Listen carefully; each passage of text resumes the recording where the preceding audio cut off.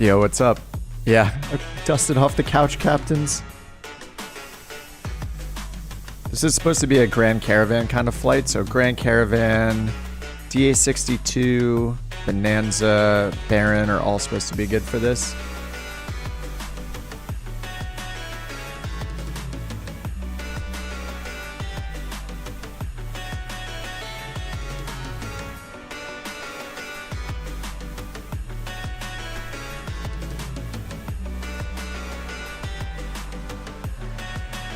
What's up, Gabe?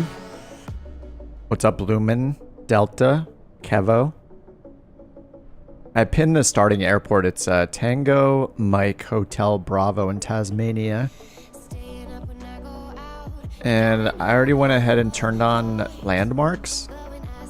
Landmarks and city names under the assistance options. Under here. Assistance, points of interest. So yeah, I turned on landmark markers. City markers and fauna. I don't think that's going to apply, but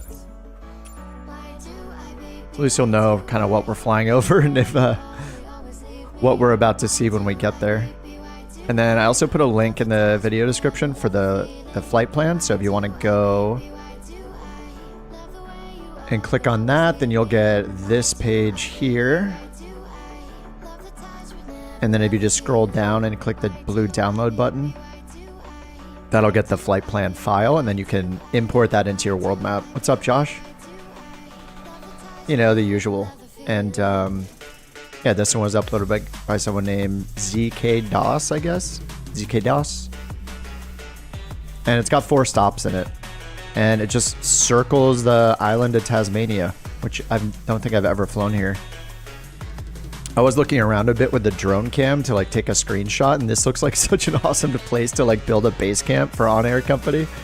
There's just so many cool little spots around here.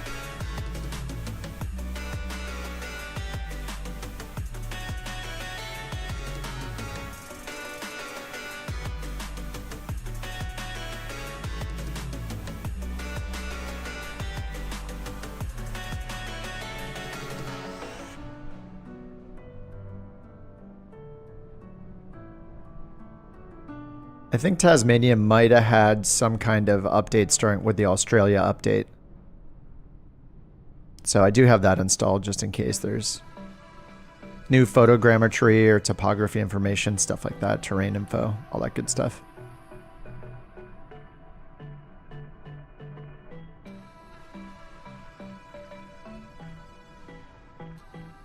But I did have to once again uninstall Navigraph for the import to work. I tried to load in the flight plan file beforehand, and just nothing happened. It did the same thing with all the North Pole waypoints, so I had to avoid that.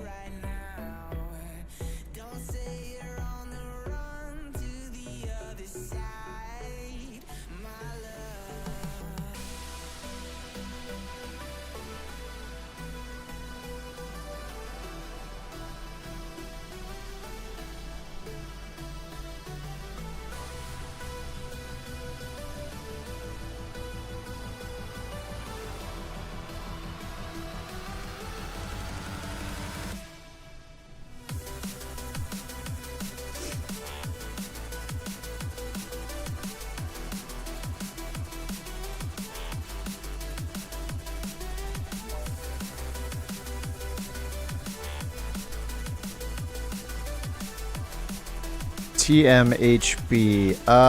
Yeah. Hold on. Let me double check. Did I make a typo? Oh, YMHB. Oh, I typed a T by accident. Whoops. Oh no. Sorry, guys. It's a Y. Let me type it again. Sorry. Hey, T is next to Y. Sorry, Yankee Mike Hotel Bravo. USA West. There we go. Hey, Elvoni, what's up? What's up, Raccoon? Falcon, how you doing? Tea Drinker, what's up? Parker. Hopping on to say hi, stuck at work, unfortunately. Hope you have a good flight. Thanks, Based.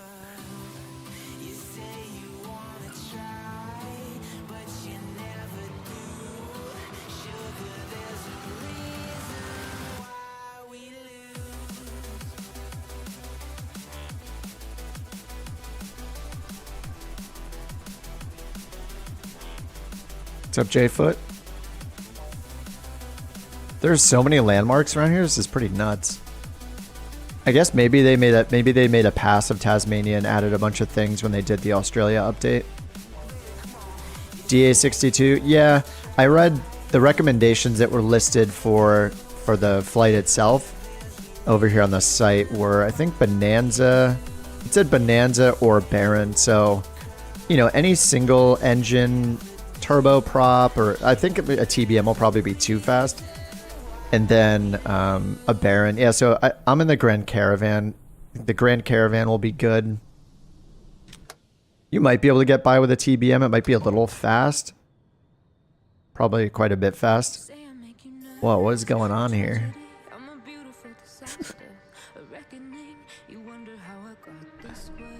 Am I in group flight only? Oh, I turned multiplayer off. Oh, man. Sorry, I'm just all over the place today.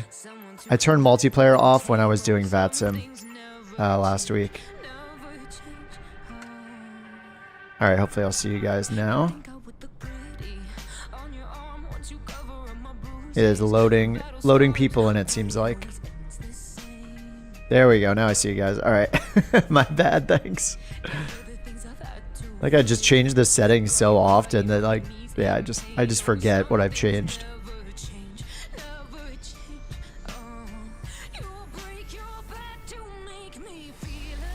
Mike's here. And Fredericks. Yes, Mike R with a couch captain's livery. See Fredericks and Josh is here too. Give it a few more minutes since I gave everybody the wrong code. And yeah, if you wanna download the full flight plan with all of the user waypoints here we're gonna fly through, you can go ahead to the link in the description and just click the download button, and that'll give you the PLN file. You can import that.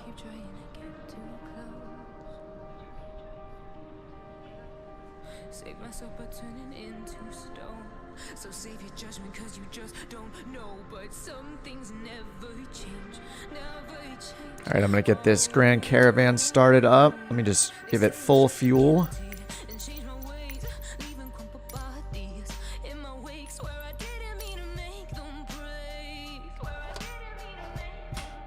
Make sure all my switches are set. Props full forward.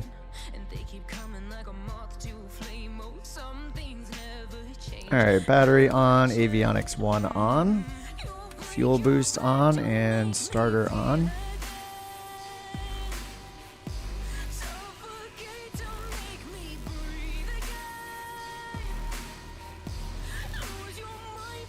NG at 11. Giving it some fuel. I didn't open the fuel tanks. Classic.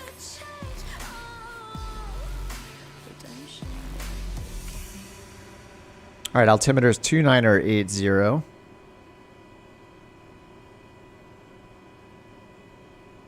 NG's at 40. Almost at 50. Alright, NG's in the green. Starter's off. Fuel boost to normal. And we can go avionics 2. I forgot the beacon. We have a beacon in this plane.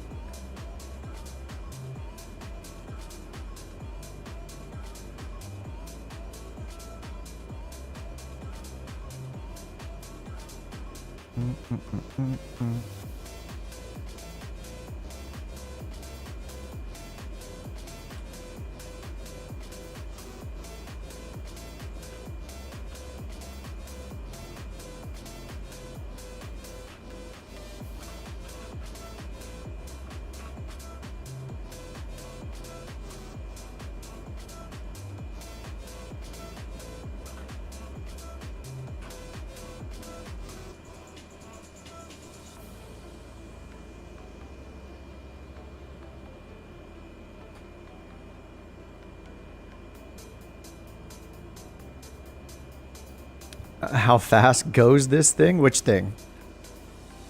Wait, what are you in?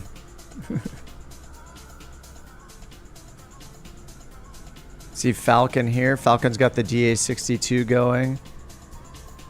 And the recommended planes are all like under 200 knots, so we'll be around there for it. I don't know how to fix the screens going black. I've heard of that bug before, just as a general Microsoft Flight Simulator bug, but I haven't had it for a long time. I don't know offhand how to fix it. I think usually you just have to restart the flight, like hit escape and hit restart and just load back in. I think that might be the normal fix. Oh, how fast does mine go? I'm in the Grand Caravan, so this thing's gonna top out at like 170, 180 knots, something like that. If I'm lucky. And same with the DA62, so like between 150 and 180 around there. So we will be pretty slow. DA70 or DA62 is good, Grand Caravan's good. Bonanza or a Baron. Any twin piston engine will be good. TBM is probably a little too fast.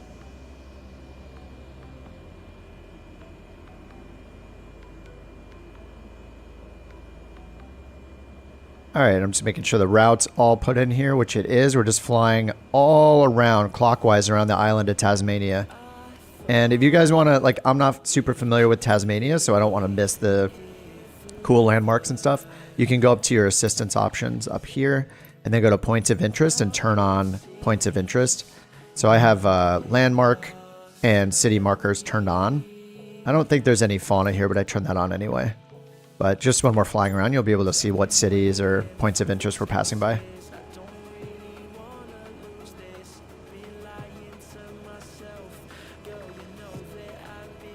Alright, we are departing. We're departing to the west, so I don't know, it doesn't matter. This is super casual. We can take whatever runway we want. My landing light strobe is on. It is 8 degrees Celsius outside here, so I'm just throwing the pitot heat on. I guess we'll go over and meet with the guys over here at this runway on the east side of the airfield, the southeast side.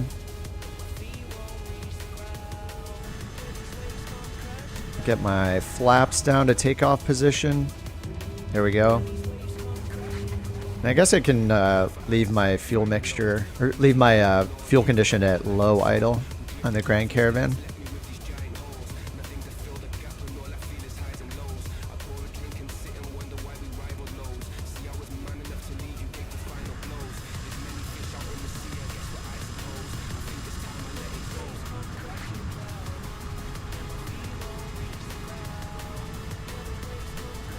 I kind of love the TBM, but it's nice. It's also nice being back in the Grand Caravan. It doesn't taxi as well as the TBM. Turn radius is crap.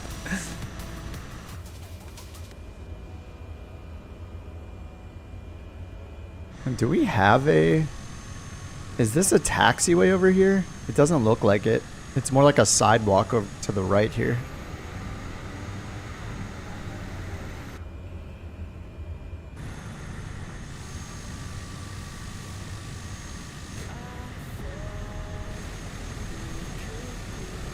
Superjet 0009. What's up, man? Yeah, no route, so following everyone else. Yeah, I'll call the airports out when we're coming up to them. I can actually give you the next airport. Let me look up the next airport in the flight plan. It is Yankee Sierra Fox Yankee. YS FY. That's the next actual airport. But we're going to the west and then to the south. And then we're going to that airport. But yeah, I do have the flight plan in, so you can definitely follow me. Really big plane? Yeah. I remember playing in VR briefly in the Grand Caravan, and the scale of the thing. The thing is just absolutely giant. It's crazy. Nothing really seems that big until you're in VR. I guess like an airliner does seem pretty big after you fly the small planes for a really long time.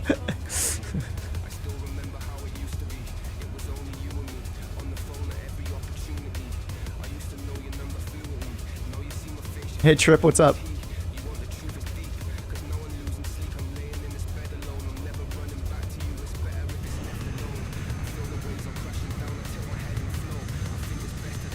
Yeah, this is the correct runway for sure. That windsock is going crazy over there. There's a windsock to our right if you're taxiing on the runway, and it looks like it's showing like a 15 knot wind. Actually, what is it? Is it like 3? What are the ticks on the windsock? I think they're like, are they 3 knots per section? I don't think it's 5. Anyway, I bet we have like an 8 to 10 knot headwind. Are you crashed already? Well, you'll be able to catch up. We have our first airport not too far away. Man, I'm either taxiing way too fast or my rudder pedals are messed up. Oh, I'm showing a full rudder. Yeah. My turning radius seems so bad now. I need to give it some more braking.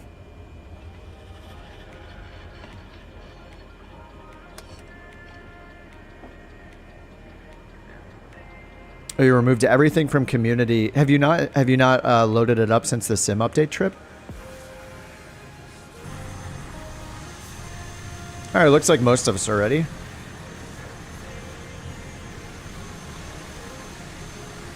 Oh, is that a Bonanza right there? I think that's a Bonanza. Oh, that's a Baron. Nice. I haven't seen that livery for a while. All right, let's get it going. We're going to take off, and then we're going to turn all the way around to the... We're going to turn to the west. Go to that first user waypoint, and then along the coast to the south, it looks like. And then we're going to be passing by our first airport. We can just do a touch and go at the first one. And if anybody's a little late, they can... and wants to join, they can spawn at that first airport we're flying past.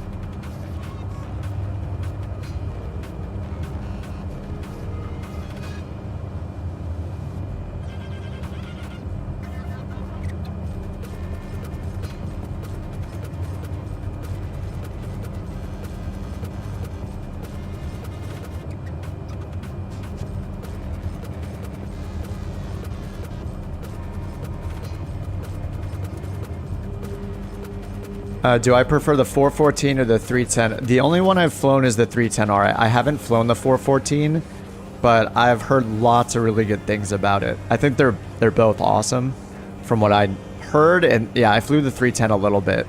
But yeah, I heard that people think the 414 is incredible. Whoa, what are all these waypoints? What the? Dude, look at all these waypoints all in a row.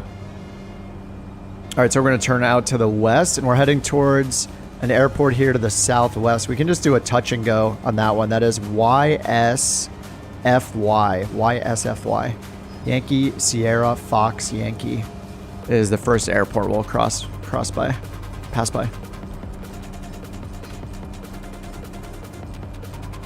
Have a good flight, kids.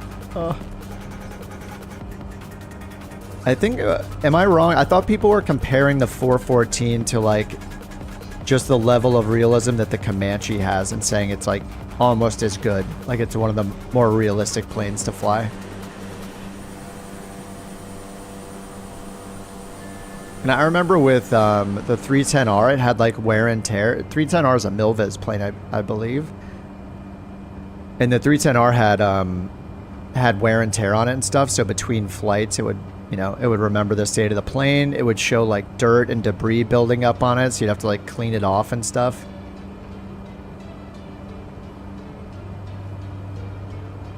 think that was one of the first planes that I flew that had that kind of persistence between flights.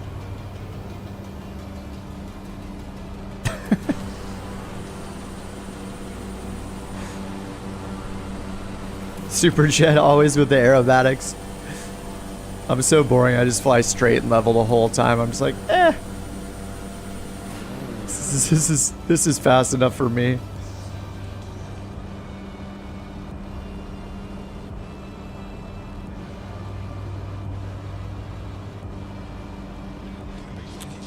Oh, they say it is, but it isn't really. For the 414, they have quite the same simulation and wear and tear as the other offerings do. Right, like the black square planes and stuff. I think it was the first one that had like a saved state per tail number or something like that. And then, I think it was the first one I had that had the like grime build up, like the dirt and everything would build up on the outside of the plane. Which was really cool. Great for Xbox, yeah, because you don't get black square. That makes sense, yeah. And I think the 310R is also on the marketplace, right?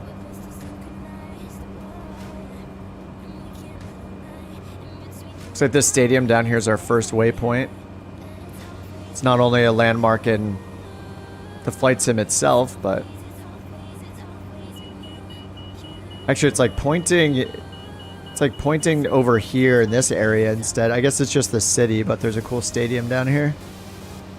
What kind of stadium is that? It's just circular. Is it cricket?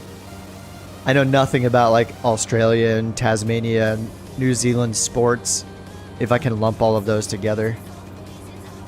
Probably cricket. Okay, yeah. It's definitely not a baseball stadium, that's for sure.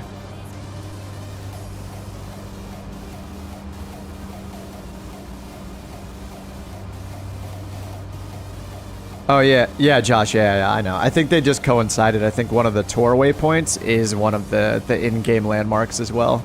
I mean, that would make sense, I guess. But yeah. Parker says he has the 310 and the 414. He likes them both. Yeah, I remember doing the 310 and a bunch of other people were flying the 414 or 414. Did you say 414 or 414? Who knows? They were flying that at the same time, and yeah, everybody was enjoying both of the planes.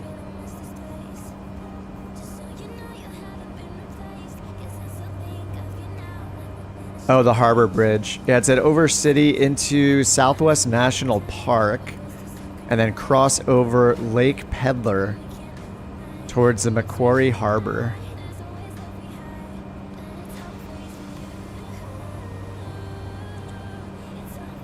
The weather is awesome right now, too. I don't know if this is like normal for Tasmania, but the clouds here are just epic looking. And there's so many points of interest off to the left, too. I feel like we should make a detour to the left over to these little islands, right? I think we have to do that for science. Let's go. Let's turn over here to the left. We have to go check some of these out because these aren't on the tour, but they're right here. Oh, they use that stadium for cricket and Australian football. Awesome. Oh, the NHL started? We talked to you about watching Kings games. Oh, yeah. I go to the Kings games every now and then because a friend of mine has been like a lifelong season ticket holder. So every now and then I go with him. We went to it wasn't playoffs last season, but we went to a game. It's been a bit, but I go when I can. I go when he invites me, basically. This is Possum Bay. There's so many of these. I just want to look at the map really quickly. What are these little green dots? Oh, it's weather. And there's all these like large, like, would you call these islands, I guess? Islands, peninsulas.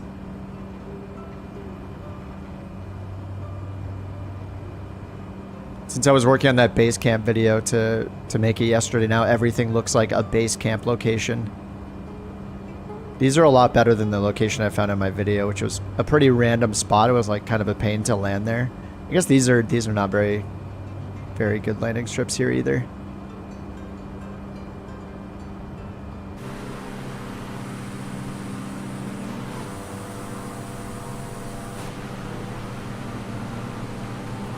And this is called South Arm right here.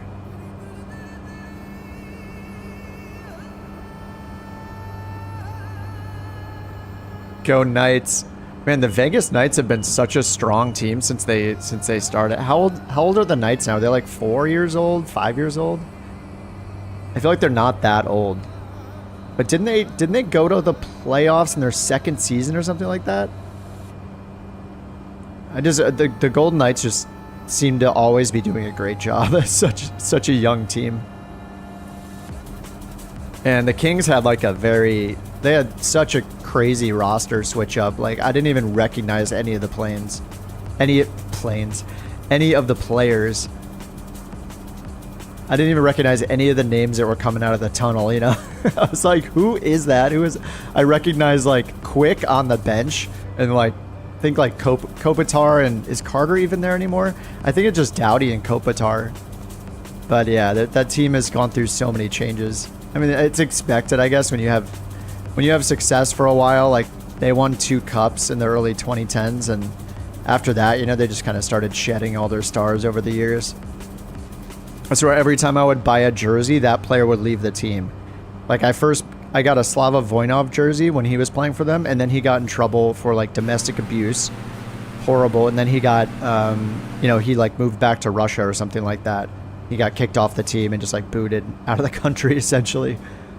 And then after that, I was like, all right, I'm going with Alec Martinez. I usually go with like a defenseman. Like a long time ago, I played ice hockey for fun, and I always played defense. And then like a year after that, he got traded. So I was like, oh my god, dude. This town loves them. It's all we have for the Knights, dude. It's great, man. Hey, you guys have Flight Sim Expo next year. You got that too. That's good. All right, so we're coming up on the first airport here. This is YSFY. Let me look up the name of this airport if I can in time.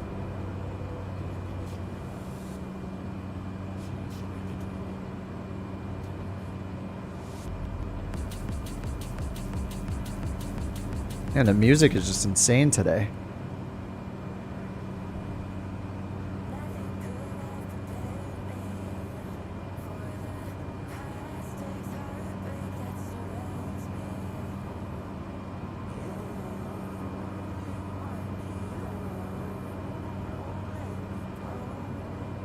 Actually don't see this airport on the list in Navigraph for some reason.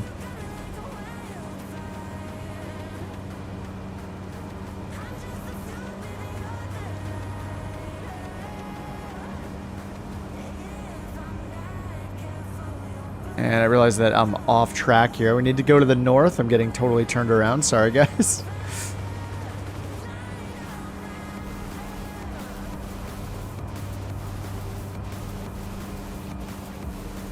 Looks like it's up in the, like maybe up in the mountains up here. Is it here over one of these landmarks maybe? Actually, I don't know that I have airport names turned on for the landmarks.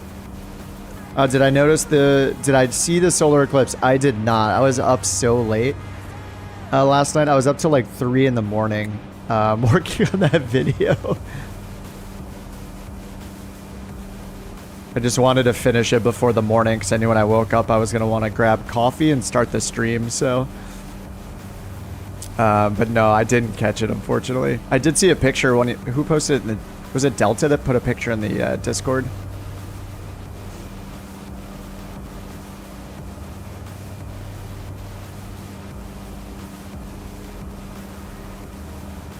Oh, is that the airport right there?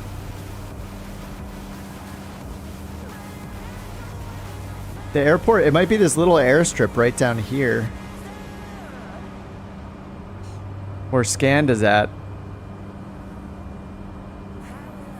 I think it is. Is it this little tiny airstrip right here? Yeah, I think this is it. He spawned in here. I'm just gonna do a flyby. I'm too fast to do a touch and go. Just gonna just overfly the airport right here.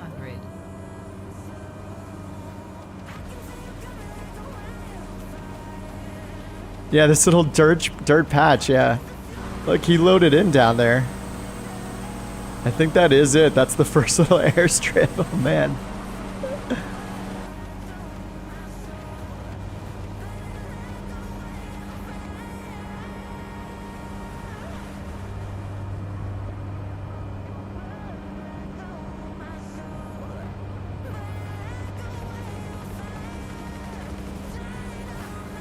All right, now it's got us turning to the west, going this direction. That's not it. That dirt patch. I believe that was it. I'm actually going to turn on the airport assistance options real quick, just so. Airport markers on. There we go. Just want to look behind me and see if that was it.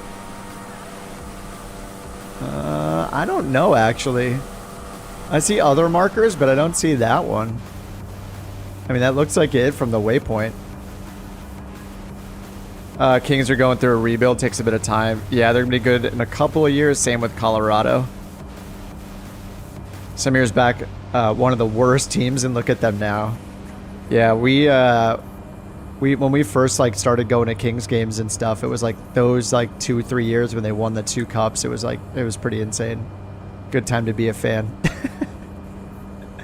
I gotta say though, in terms of like fans, like Kings fans, myself included, we are not great fans as far as like being loud and being into it at the game. It's like it's usually a pretty quiet crowd whenever I'm at a game. We don't have any good like theme songs or like, you know, we don't have like what is it, like Chelsea Dagger equivalent kind of goal song or anything like that. So it's just yeah, it's kind of boring, honestly.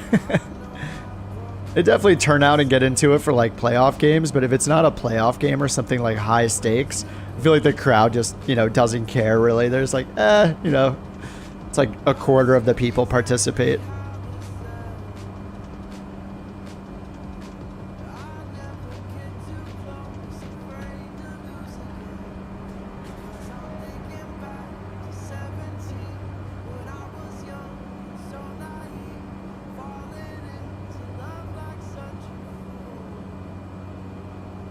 Dude, this terrain right here is awesome.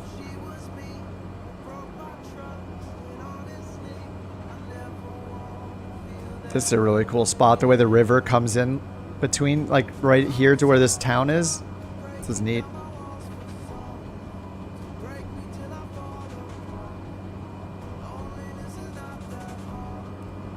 Seth says, when I lived in LA, went to games, everyone shows up late. Very weird. Yeah, that sounds like an LA thing. Yeah, for sure. Because you're never going to leave at a reasonable time to get to the game. And then you know, anywhere in LA takes like 45 minutes plus to get to, even if it's 1 mile away. Yeah, that sounds LA. Should have picked Finland. Oh, you live close to Helsinki. We have a crazy autumn. Yeah, Bloomin', just so you could say, hey, that's my house down there. Like every stream, we fly by someone's house. Continue the theme. Yeah, I just picked somewhere like totally away from, there's something different, you know? There's so many cool routes that have been submitted on that website that I've been using, that World Tours website. Yeah, it's awesome. I'm sure we'll make our way to Finland sometime. I just kind of hop on in the morning on a weekend, check them out, see if anything looks interesting, and just get it going. And then we're up in the air together.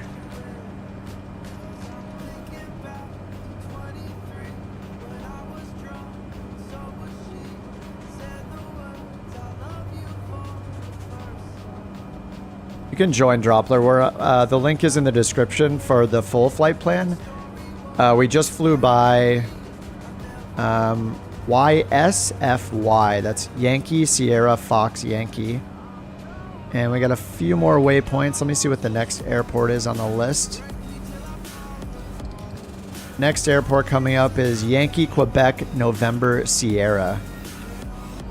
YQNS. And we're on USA West.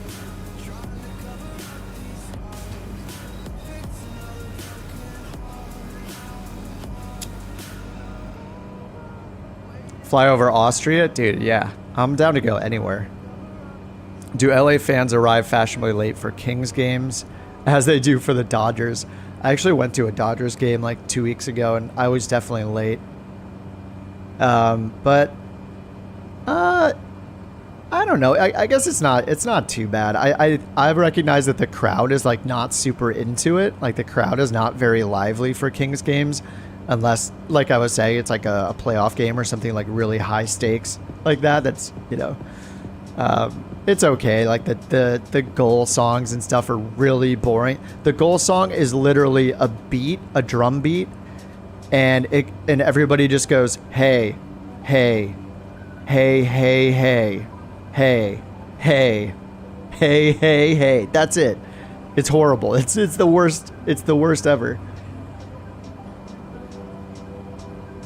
So yeah, I think they have a lot of marketing work to do, almost like crowd interaction work to do. They just need better music more than anything. Yeah, the live weather is awesome right now for sure. I agree, Schwartz. But I don't know. I tend to arrive like quite early for Kings games. Like me and my friend will go and, you know, hit up the bar. They have a bunch of cool bars in there. They have like a Golden Road Brewery has like a spot in there, which is a local brewery. Which plane? I would use like Kodiak, Grand Caravan, DA62. But you know, if you want to fly something way faster and have to, you know, fly with your flaps down the whole time, that's cool too. Whatever you want to do. There are no rules, but that's what we're flying. I do not have real time on. I think it's like 2 or 3 in the morning there, so it's dark in Tasmania right now. Let's see, Kevo. The airport we're coming up to next is, we just passed by YSFY, Yankee Sierra Fox Yankee. And we're on our way to Yankee, Quebec, November, Sierra, QNS, YQNS.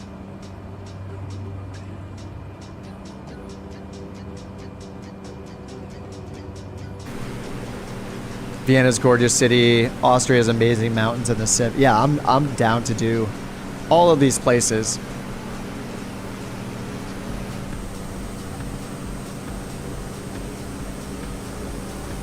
We're so close to each other.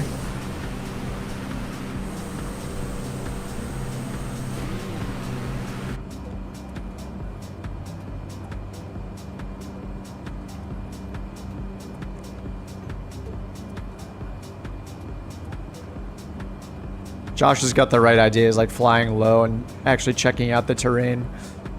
I gotta get down lower. I mean, I'm only at 600 feet AGL, it says, but...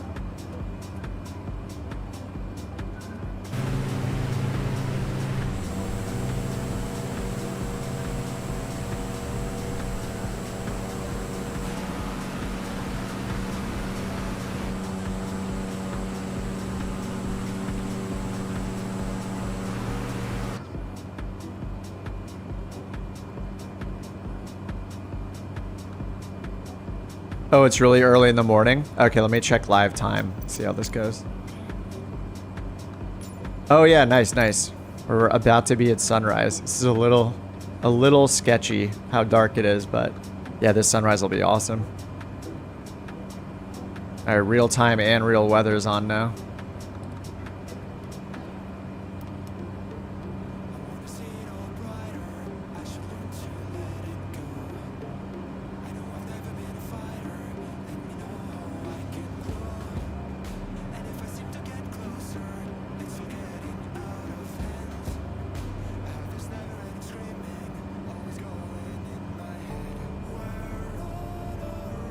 I'm looking at the description for the flight. It says, I think that we're making the turn to the north soon. I think this might be the right part of the guide. It says, continuing the flight north, we're going to fly over Cradle Mountain Lake and St. Clair National Park, highest peak on the island. MSA of around 6,000 feet, so that's probably this peak up here in front of us. Or maybe it's once we turn right. I don't know, this peak looks pretty high up here. Maybe there's one higher to the north. But yeah, at some point it says we're going to need to be up, or at least the peak is up to 6,000 feet MSL. And then it says after we pass the peaks, we're going to drop down over Lake Cathana to 2,000 feet and follow a valley across the Lake Cathana Dam. It takes you due north to the coast. All right, I think, yeah, this is probably the parts we're coming up to soon.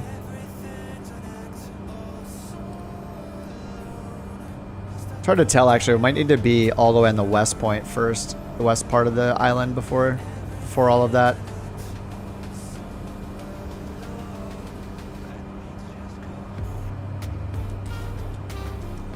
All right, we might be at this part. It says follow the bay north into the mining town of Queenstown. Let me look up that airport. For some reason, Navigraph is not like showing any of these airports.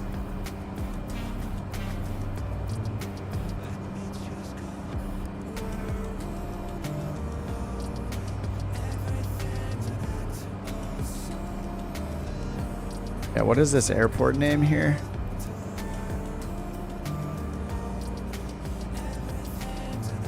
Next airport is YQNS. I'm just going to look that one up in Navigraph to just see if it even has it in the database. Okay, it does. Oh, that's Queenstown. Wait, what? No, that's not right. Wait, is that...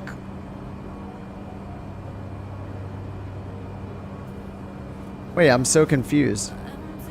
Wait, Queenstown Airport is on the island of Tasmania?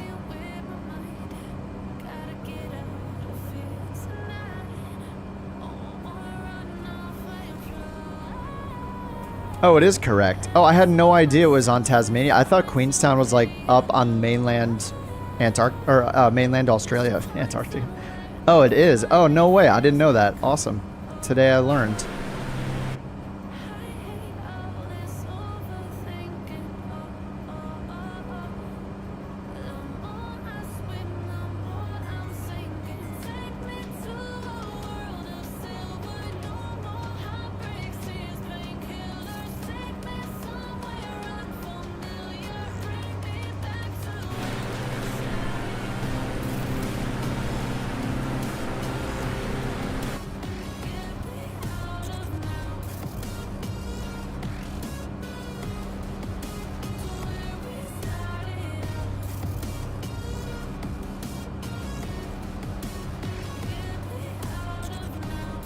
I want the sun to come up just a little more. It's just like a little too dark. Confusing it with the airport in New Zealand. Oh, yeah, probably.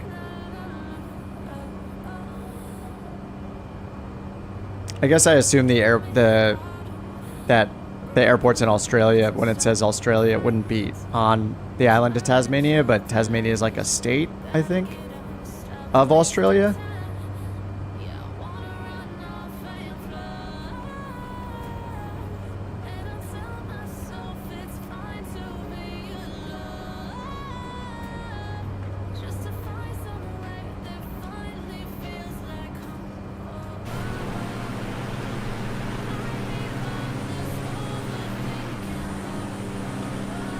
All right, son, come on. Come on, son.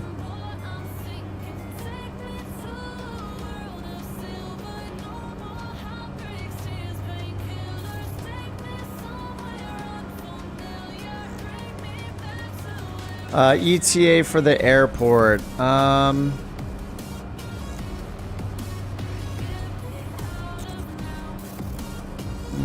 of hard to say right now because all these waypoints in between.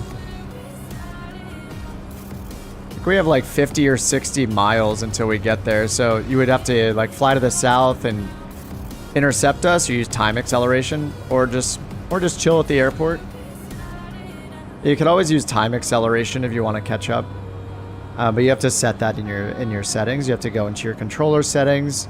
I just set mine to like control plus and control minus, and then you can use that to go warp speed. Oh, you spawned on me. Oh yeah, that's doable too if we're on each other's friends list. Yeah.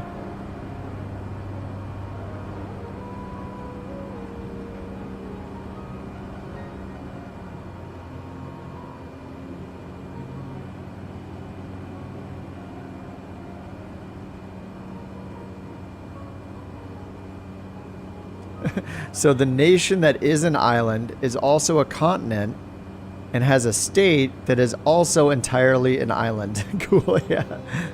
It is pretty cool. Yeah, you can add me Droppler since I'm in the middle of flying and stuff, but it's just Kip space OTG, like on the ground. Kip space OTG. Oh, you don't have to be friends. Oh yeah, I guess if you zoom in on the map and you see, yeah, and you see the green multiplayer icons, you can just click on one.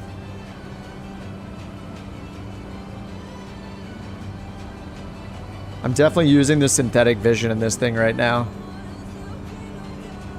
It's just a little bit too dark. 500.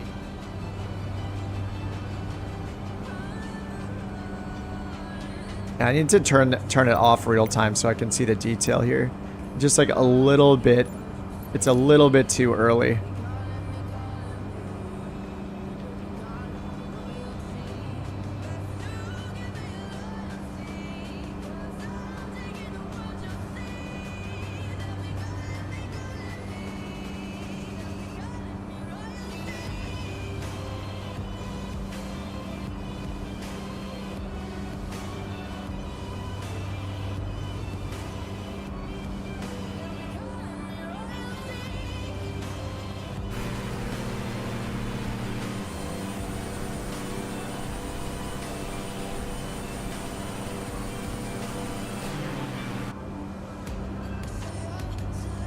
This is such an awesome valley.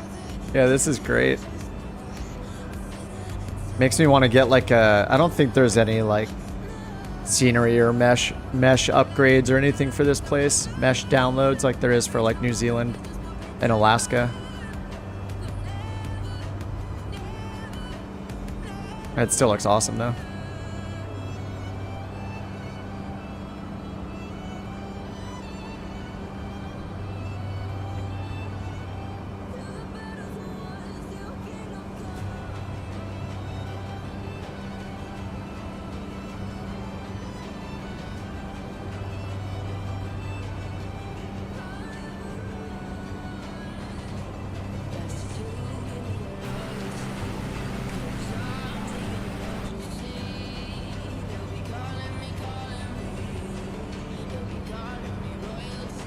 Oh, that is awesome. What a cool exit.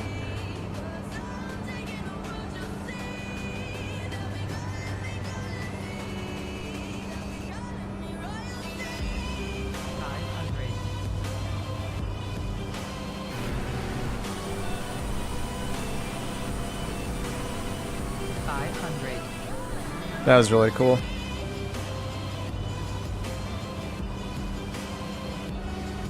Oh, you're not supposed to use the New Zealand mesh anymore? Oh, good to know.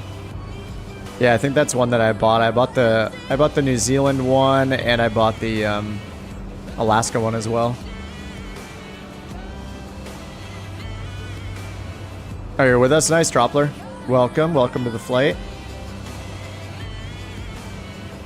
We're probably like a quarter of the way through at this point. We've got a ways to go. Lumen says he ordered a Ryzen 7 5800X 3D. Let's hope it'll bring some extra FPS. Dude, yeah, I mean, I feel like the sim is so GPU throttled and yeah, limited by the CPU. I mean, that yeah, any CPU upgrade is probably going to get more. You're probably going to get more bang for your buck than a GPU, unless you're switching to a 40 series like I did, just because of frame generation.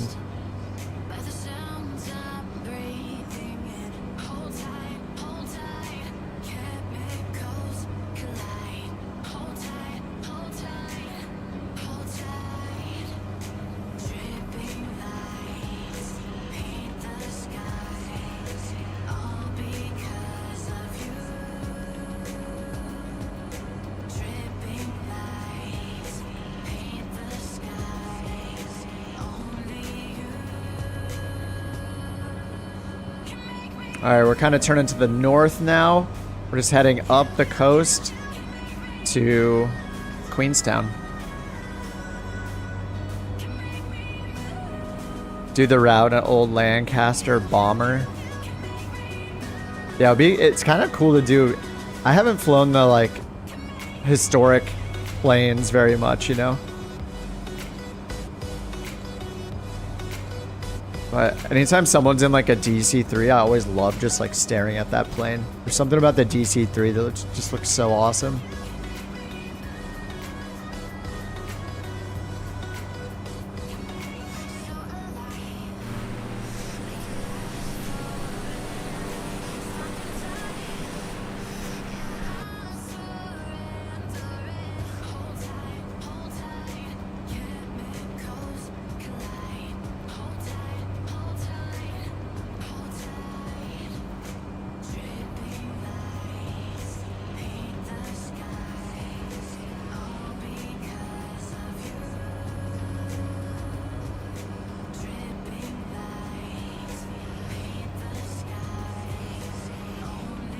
I gotta look up Lancaster bomber.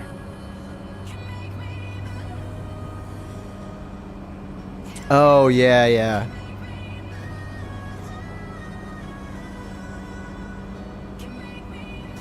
Yeah, definitely recognize that plane. I mean, the like tail is unmistakable too.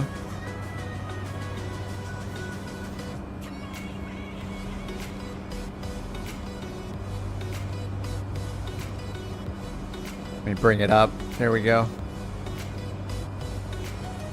Yeah, that would be awesome.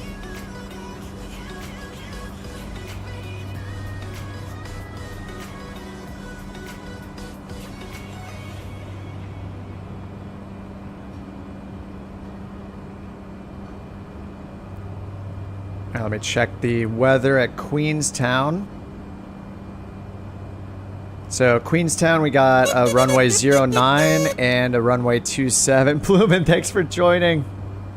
Enjoy the emotes, enjoy your stool, pull it up, grab your complimentary carton of cigarettes, and as you know, the rule is whenever you're flying, you have to be smoking, and so do all your passengers. It's just the couch captain's way. And if it's not covered in leather and very soft, then it's not allowed to be in the plane. Also another rule. Thanks, dude. Play a video of the sound of the engine. I have to kind of set up to do that, but let's see. We got runway 09 and runway 27 at Queenstown, so we got an east and a west facing runway. And let me check the weather there right now. There is no METAR available. So probably runway 09 will be a bit more convenient for us.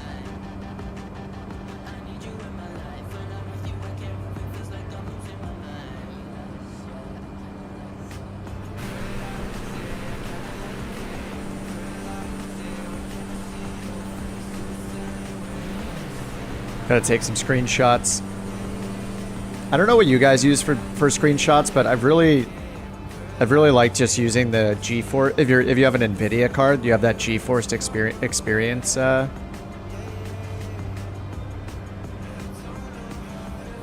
think you can, gamer. You can try it. I don't know what the moderation settings are. But you can try it. It might time you out. I don't think I have link protection turned on, but it might be a default like YouTube thing. You could try it at your own risk. Or you could just put it in the Discord if you're in there. That's definitely safer.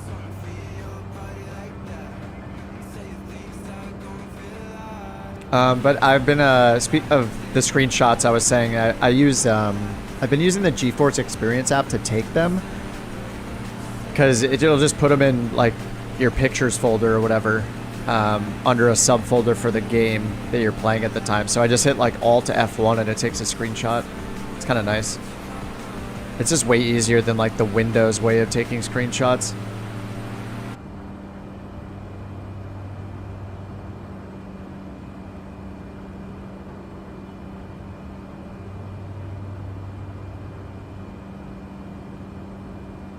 And according to the guide for this flight, it says that, yeah, Queenstown, the airport is one way only, landing on 09, taking off on 27. Because of the high terrain immediately to the east of the airfield, so looks like 09 is the choice here.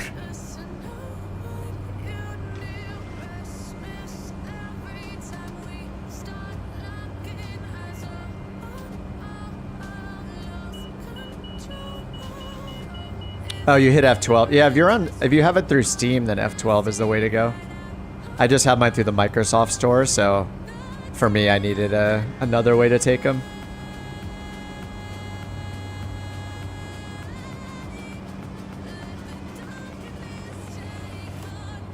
Man, this section looks so cool too. This is a great route. This is a great place to fly.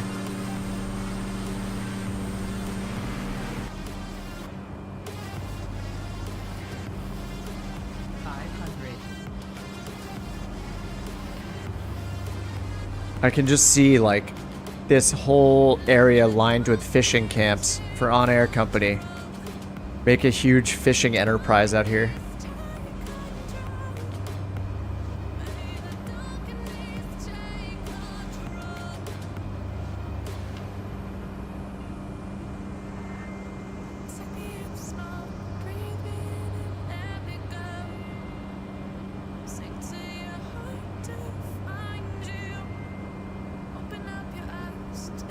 Smelly gods.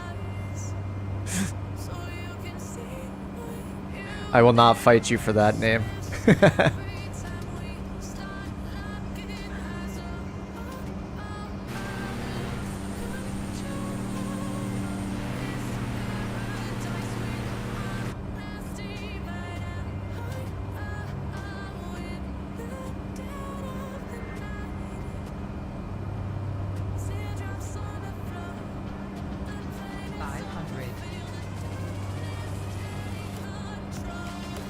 Oh man, I keep neglecting my coffee because I'm not using autopilot. This is one downside to autopilot is coffee does not enter my system fast enough. Alright, am I trimmed out? Trimmed out good enough to take my left hand off the stick. Let's find out.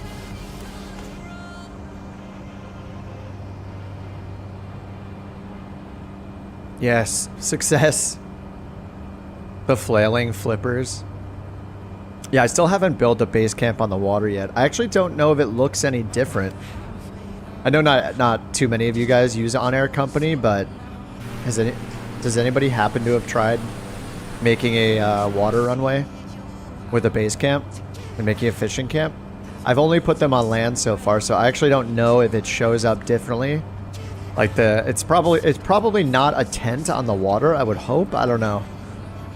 Hopefully it's unique looking and, you know, some kind of a water structure of some sort instead of a tent.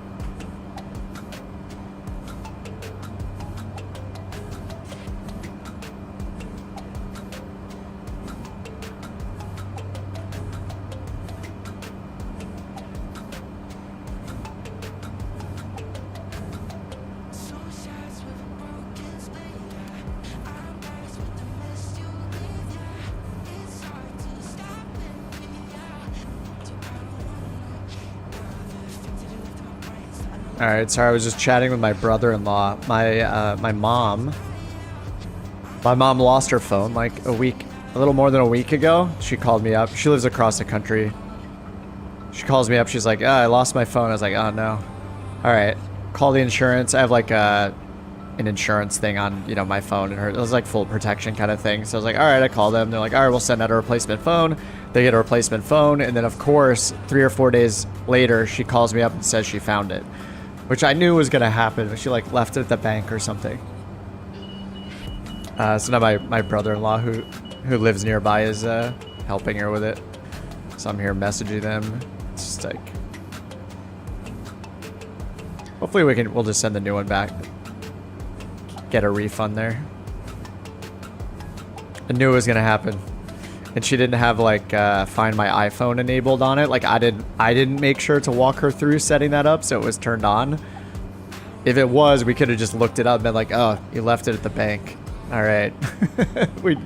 I'm not gonna make that mistake again. She's got it on the new one, which is now gonna get sent back. But yeah, Find my iPhone, man. Gotta have it. Gotta have it on. Or whatever the equivalent is for Android. I'm sure there's something similar. Yeah, the winds are making it spicy. Yeah, what do we got? We got a big tailwind, right? Oh, big headwind right now. I turned into it. 11 knot headwind. I'm making my way like towards the water because once we get up there, it's runway 09, so we're gonna want to cut in from the coast to land. And that's where that waypoint takes us to anyway.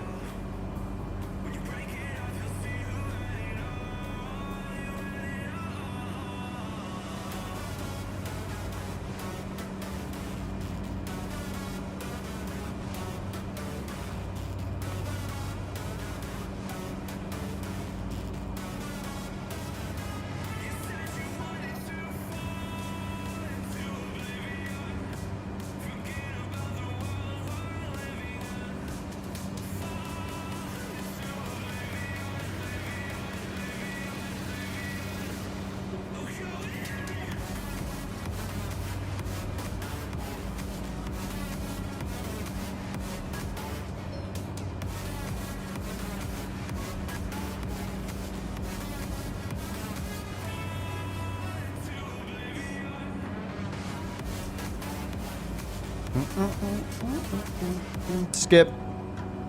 Ah, there we go. Need some nicer sounding music here. Oh, Find My Droid, is that what it's called? The Lancaster video posted 20 seconds, shows off the engines.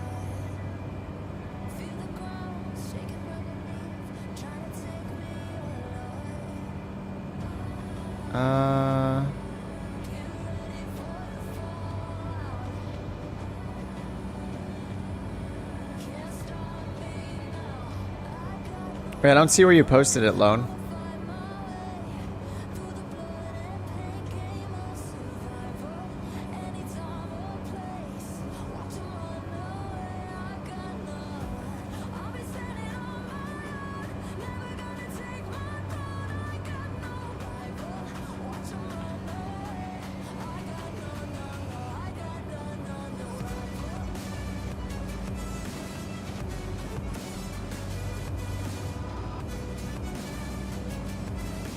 Oh yeah, it doesn't show in chat. Yeah, it must automatically not allow links just because it's too risky since anyone can hop in and throw a link in.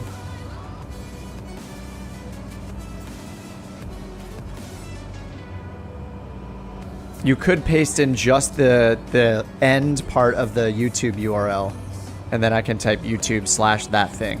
That might work.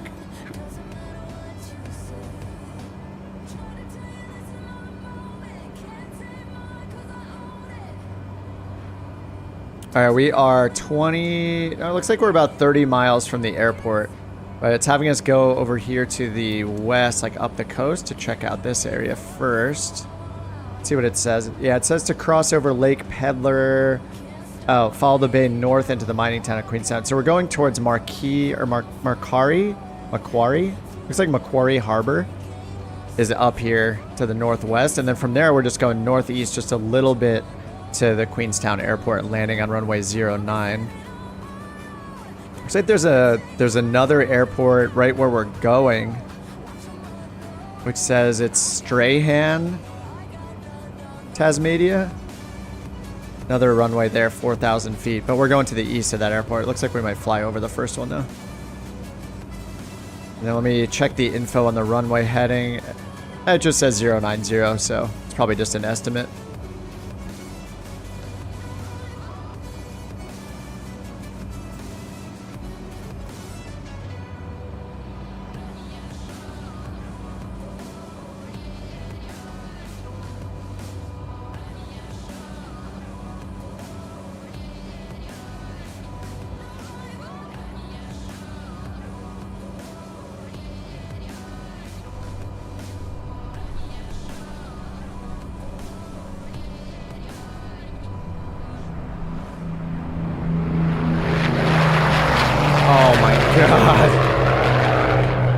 Nice. Dude, that is awesome. Yeah, that sounds amazing. Oh, we gotta hear that again.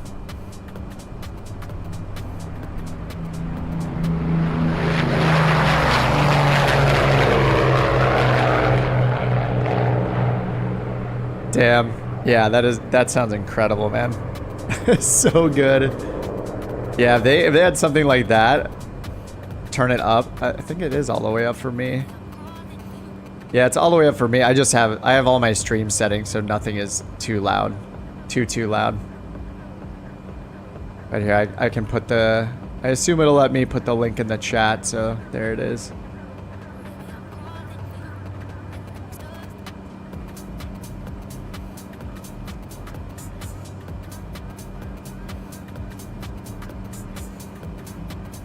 Oh, you get them flying over London and shows for special occasions.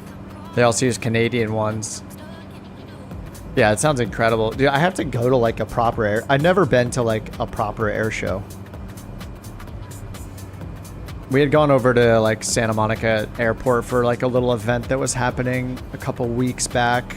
And there were like a couple guys did some STOL demonstrations there real quick. That's when I saw the Vision Jet in person, but I couldn't go inside, unfortunately.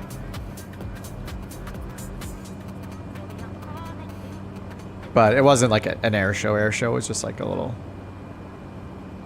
gathering in Santa Monica.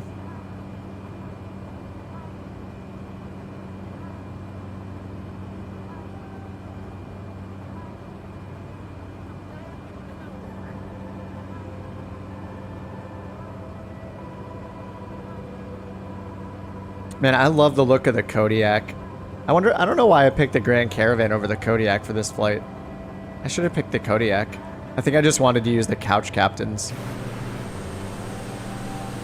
The Couch Captain's livery. Speaking of which, now that I have all of those other chairs, we could potentially make so many more liveries with the other chair types on them. With a little lawn chair guy or the stool. Just all the different chairs. Oh, dude, imagine that on like an airliner. Could like put a chair next to every window so it's like representing what chair that passenger is sitting in or something like that. Could be kind of funny.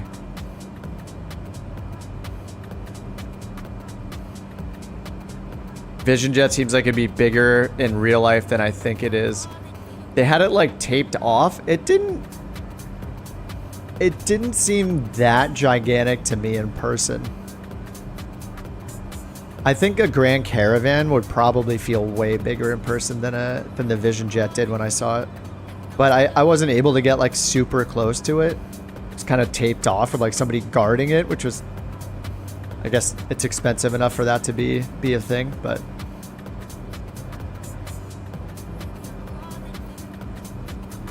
I should really pop on VR at some point in the Vision Jet. I haven't used VR in the Vision Jet or the TBM 850. The panel on the 850 probably looks like insane. Yeah, Caravans are gigantic, yeah.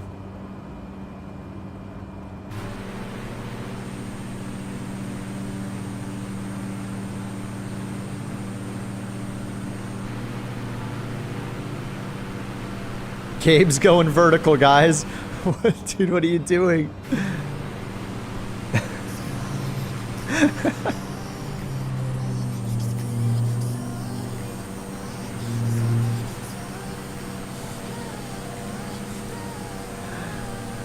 Gabe, that actually worked out really well to catch on to.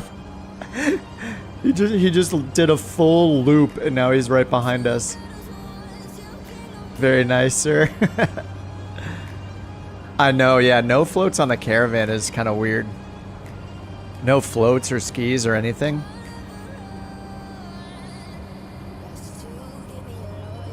Yeah, it's kind of a bummer that like the 172, you know, a while back got the floats and got the skis added by Microsoft. By Asobo, but yeah, no love for the Grand Caravan. All we have is just the main stock Grand Caravan only. You know, you have to get the analog Grand Caravan if you want anything slightly different, but even then it's still for land only.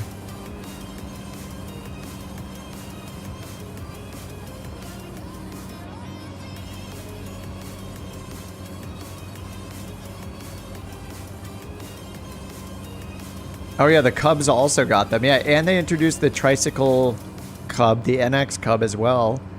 Yeah, the Grand Caravan doesn't get any love, man. Well, at least the Kodiak's available in the marketplace, right? So at least everyone can enjoy the Kodiak and get the floats variation. So that's nice. You could argue the Kodiak's kind of a better plane anyway. It's got the G1000, it's more realistic.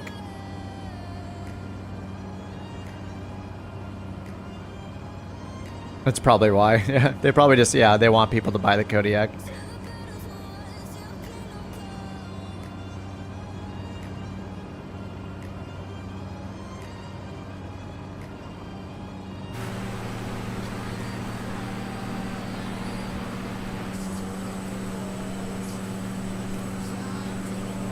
I think I could turn on real time now.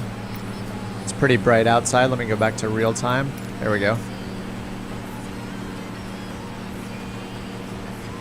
I do still think having a lock button for the time of day would be awesome. You just lock the time of day so you can be perpetually in sunrise or sunset if you want to. That'd be really fun. It's always in the golden hour.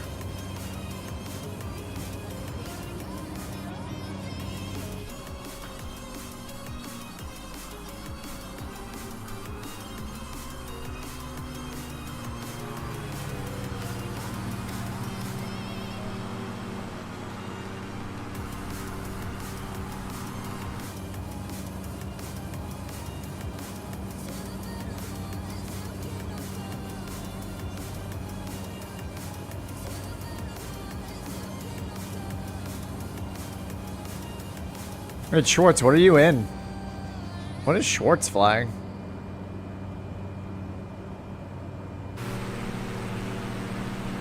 I see your elliptical plan forms. I've been studying a little bit. Be careful. Give it 5 more years, I might actually know what I'm talking about when it comes to airplanes. Actually, after the stream, I should get back. I should do some studying today. I've been slacking a little bit during the work week. Where are we? We're coming up to, well, here it is right here, Strahan. We're coming up to YSRN soon. And I'll bring it up over on Navigraph. So we're coming up to Strahan right here, but then we're going to turn right for Queenstown. And we're going to do a full stop at Queenstown. So if you guys want to meet up at Queenstown, you can. It's Yankee, Quebec, November, Sierra.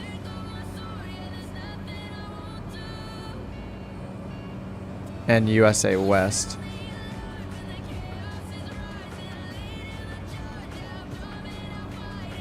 So yeah, well, it'll probably take us like 15 minutes more maybe to get to Queenstown. We're flying up the coast to right past where it says Strahan on the map.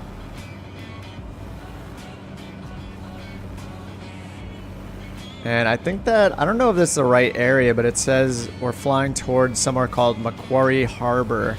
That says follow the pay north into the mining town of Queenstown. So maybe the harbor was south of us. Or this could be the harbor right behind us. But yeah, we're going to fly to this Strahan marker. Oh, we got a little rain going on. 5 degrees outside. And then we're going to turn east and we're going to land on runway 09 at Queenstown. So if we got any OBS fans out there, you can click OBS and then set your track to 090. That'll give you that runway into Queenstown. But you need to have, you know, Queenstown as your active waypoint first. But you know, it's just straight east. Apparently there's a lot of terrain on off the east side of Queenstown. So according to the route description, it says that, yeah, it's always landing on runway 09 and they always take off on runway 27. So always over the, or towards the coast. So we'll see what that terrain looks like when we get there.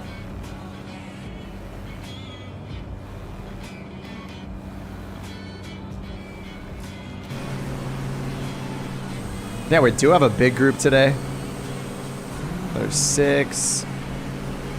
There's like 13, 14, maybe 15 of us. Awesome turnout. It's like half of the people in the stream are flying along. Heck yeah. What a good ratio.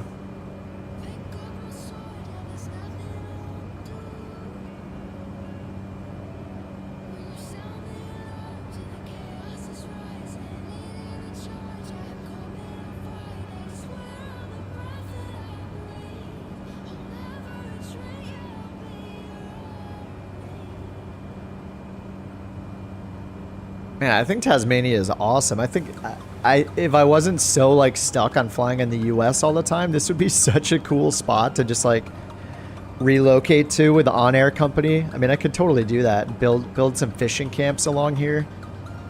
Such a cool spot. Yeah, this whole island is just awesome. The terrain is so cool. I barely explored it.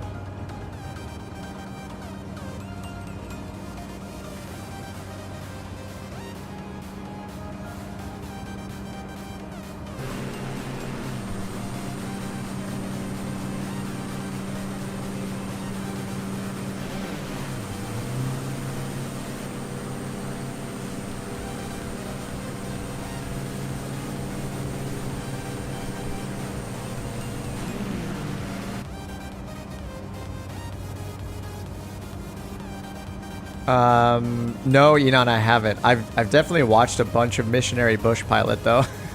But no, I don't. Maybe once I tried one of the airports. Like, I think when the Kodiak came out, that guy, the Missionary Bush Pilot guy, had made some videos about the Kodiak coming out in Microsoft Flight Simulator. And I think I may have taken the Kodiak into 1 or 2 airstrips in Papua New Guinea.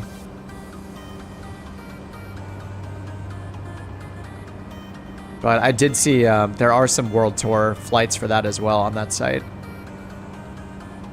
right, so this is the Strahan airport right in front of us, I think.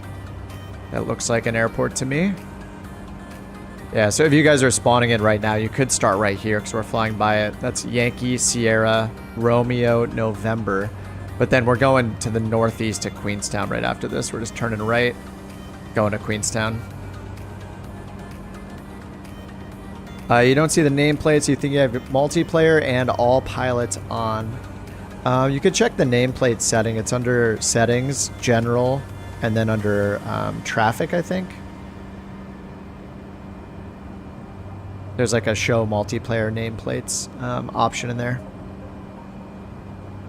Queenstown is 09. East facing runway 09.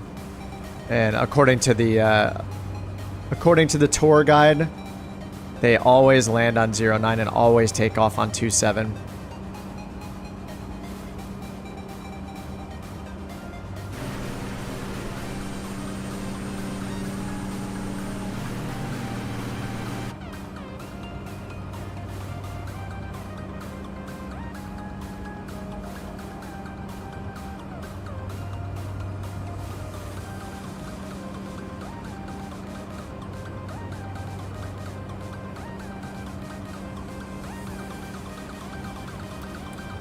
All right, now we can hit OBS and just put in a 090 course.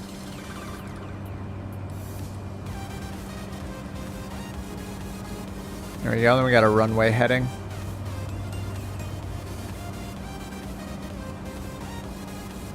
Looks like it's offset a little. It doesn't look like it's actually 090.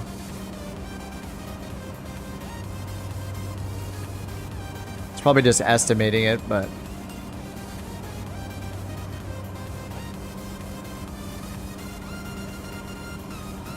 Yeah, West UA server, yeah. Make sure you have multiplayer turned on and under your general and I think it's networking options. Make sure you have multiplayer on in there. I actually had mine turned off by accident because I was doing VATSIM earlier in the week, so I had turned multiplayer off.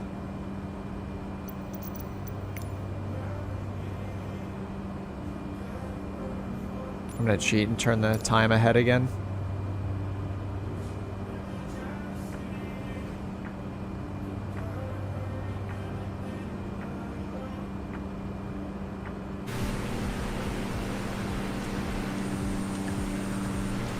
I think it's under general and it's either under like traffic or Is there like a data, or maybe it's the data section? There's just a general multiplayer on and off like a setting in there somewhere. I think it might be under data.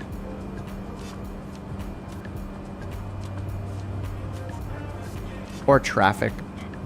One of the two.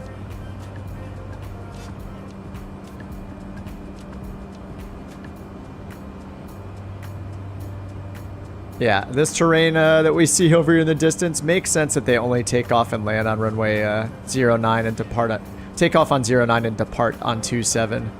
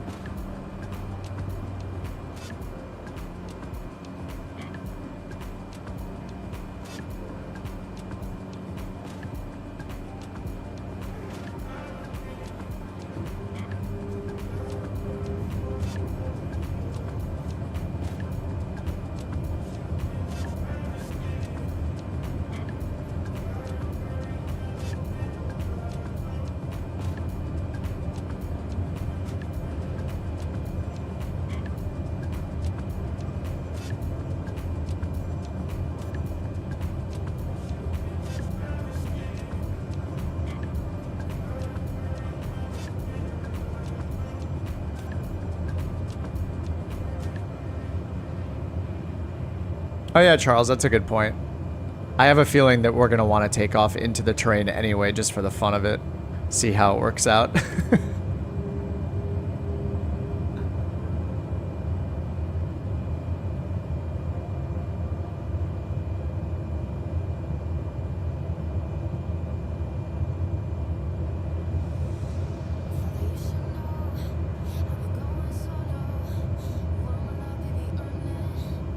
$18 people. This might be a record for our group size. We're growing in numbers.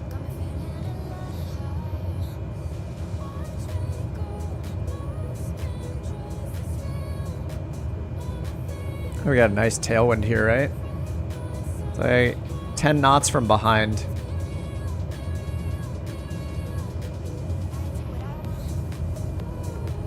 Yeah, we'll do a full stop here. We'll chill out for a minute. People can take a bathroom break, grab a water, grab a coffee, grab a afternoon cocktail, whatever. And then we'll get going to the north after this. Actually, we're gonna go to the east more. That is a long displays threshold.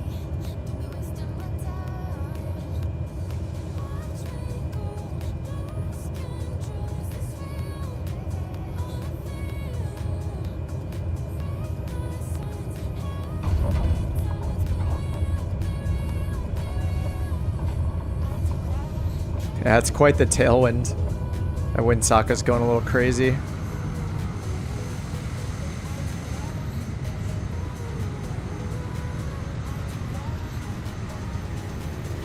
Yeah, I feel like we could take off into the terrain just because it'd be fun. I'm going down this way to see if there are any buildings or anything at all here. I thought this was going to be like a bigger airport than it is. There's not even like a single building here, right? There's nothing here.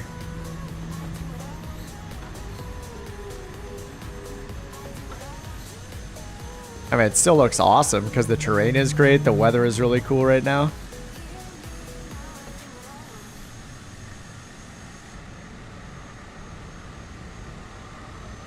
Yeah, I'm going to go back all the way. Oh, I passed it already? I'm going to go take a look back this way then. I'm going to go all the way back to runway 09 so we can take off the direction we're not supposed to take off. Towards the east. But if you're in a bigger plane, you might want to take off on 27.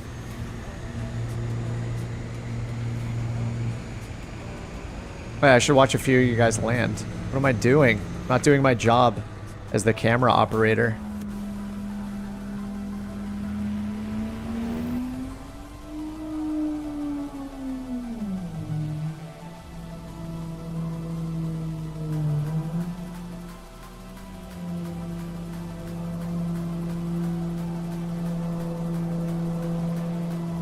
Oh, Kodiak, you're so pretty.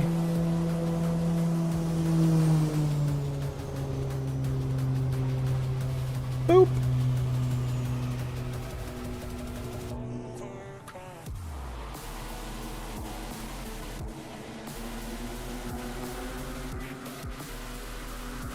And we got Drake coming in still, 1,700 feet. I think they're with us.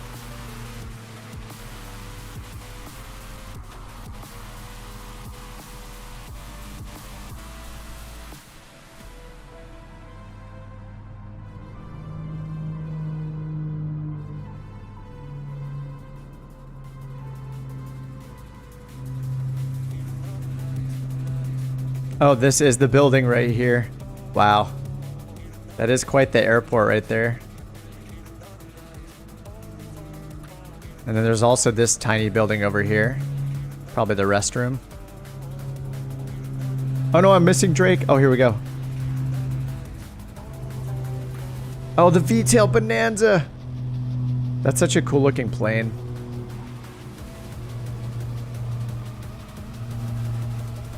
All right, let's take off into the terrain. Actually, let's take a 2-minute break, 2-3-minute break. And take a bathroom break, grab a drink or a water, a coffee, a tea.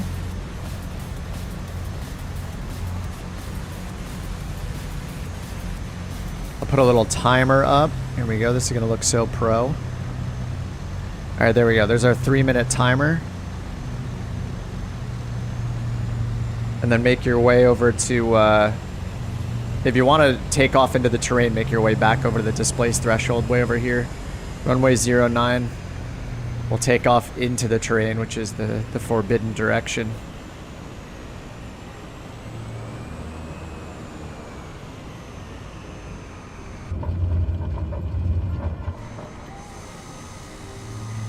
Kicking up all the dust. Sorry, guys.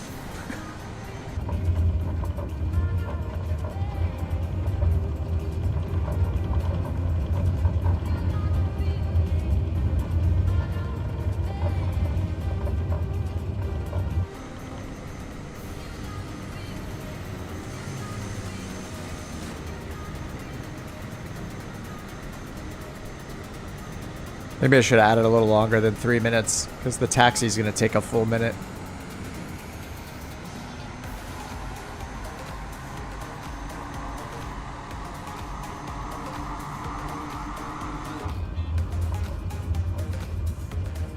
Alright, updating the altimeter. Looks like we're at 29 or 89er.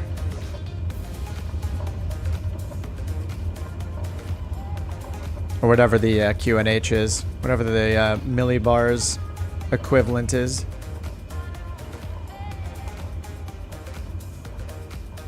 Dude, there's like a ramp right over here. You could just launch off this thing. This little hill over here.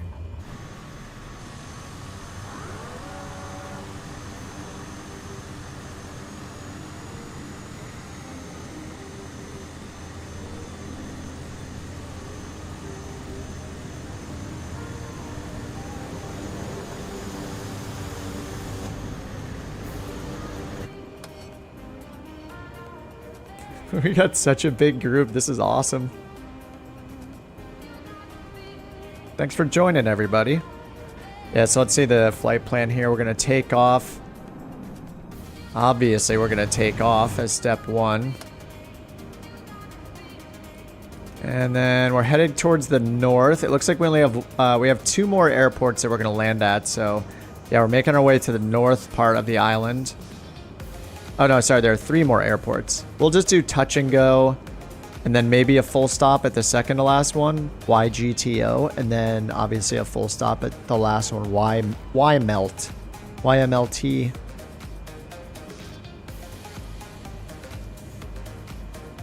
But we got a ways to go. We still have 130 nautical miles.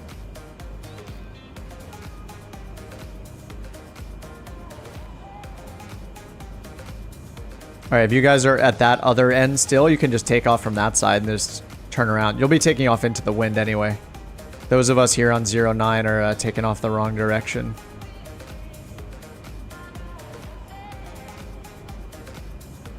So there's a few people not moving, so I'll give it another minute or two.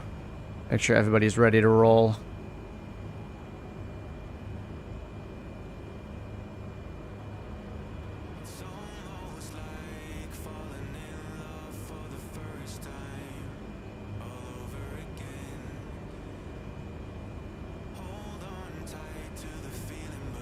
Couch Captain Posse are out in force.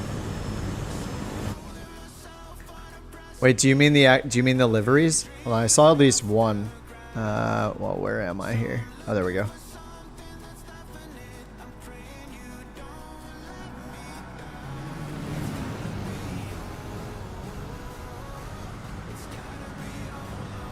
think it's since I'm one of the. A lot of people are in Kodiaks and DA62s, so I'm repping the Couch Captain livery. We need more liveries. I got to figure out how to make enough of them so we can have Couch Captains all over the place and we can have the different chairs and stuff on them. Just because the little characters, the faces are so funny. I think they're hilarious.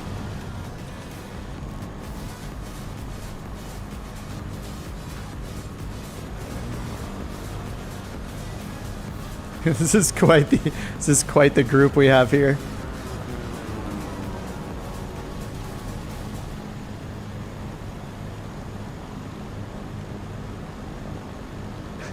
There's so many of us. Enon's chilling at the other end, facing. That's all the runway he needs, actually. Just from here to here, you can take off in a Grand Caravan without much runway. It'll be just fine. All right, let's get going. We got a ways to go still. Parking brakes off. Let's get going. You guys will have to use like time acceleration. I don't want to wait too long because we got a ways to go still.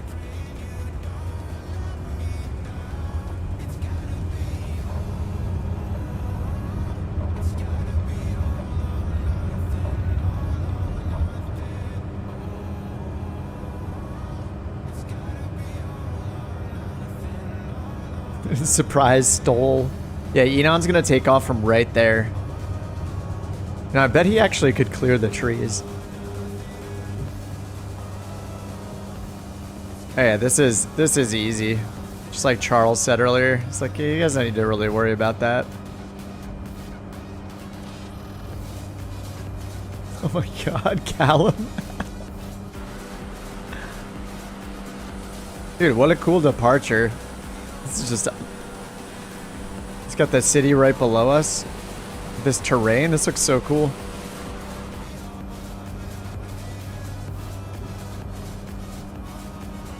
Is multiplayer behaving?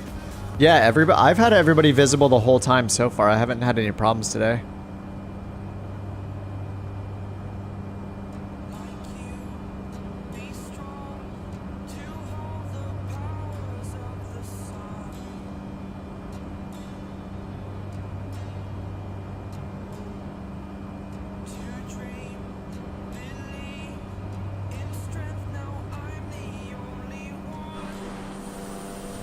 Oh my god, there's so many of us. Let's go! I only mean to say let's go ironically. I never say that. That airfield is YQNS. It's pinned on the chat at the top of the chat. YQNS.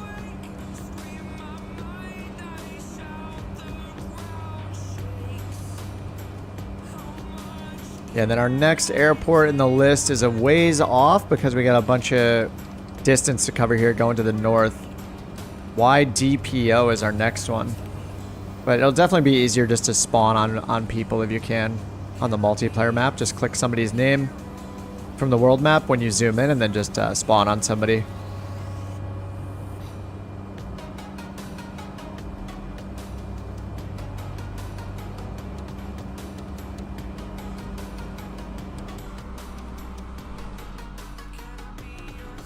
Oh my god, this section is so cool looking.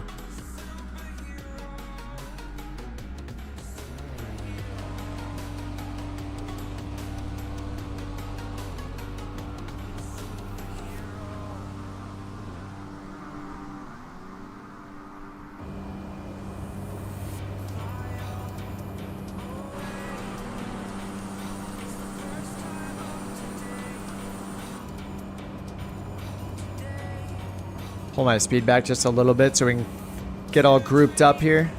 Got up plenty before the trees. Yeah, that was no problem at all.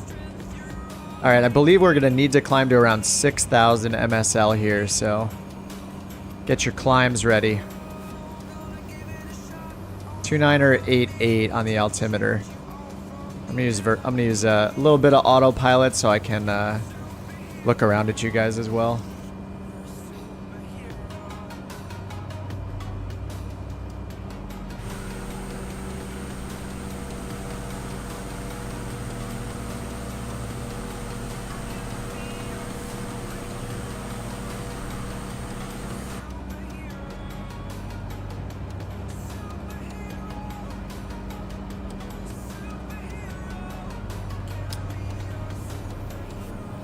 Yeah, it says continue the flight north. We're going to fly over Cradle Mountain Lake, St. Clair National Park. Highest peaks on the island. Requires an MSA around 6,000 feet. And then after we get over these peaks, it says we're going to drop down over to Lake Cathana, 2,000 feet.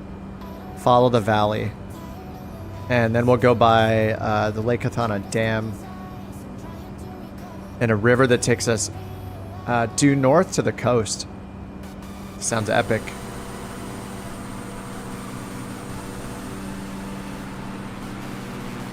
Oh yeah, we already have this cool valley right here too. But the terrain is the terrain's rising quite a bit right after that. We'll see how you guys do down there. Good luck, Josh.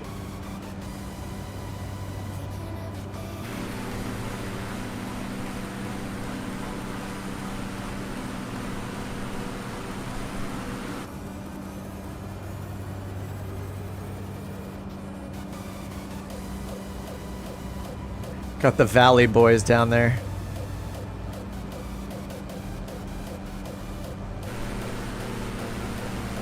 Yeah, that looks more fun. I'm gonna go down with you guys.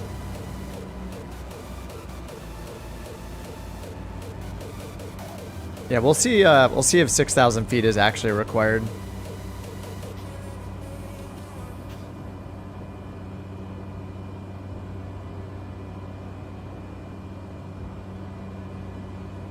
Yeah, it looks like the valley goes up pretty steep over here, and then to the left, it's where the water is running down.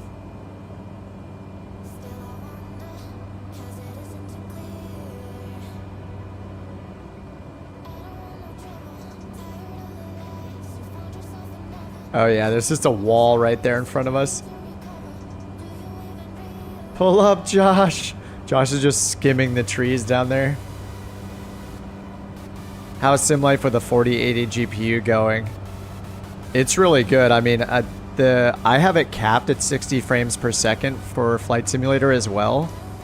So, you know, we've been on for, what has it been? Hour and a half we've been flying, roughly. And my 4080 is running at 53 degrees Celsius, capped at 60 FPS.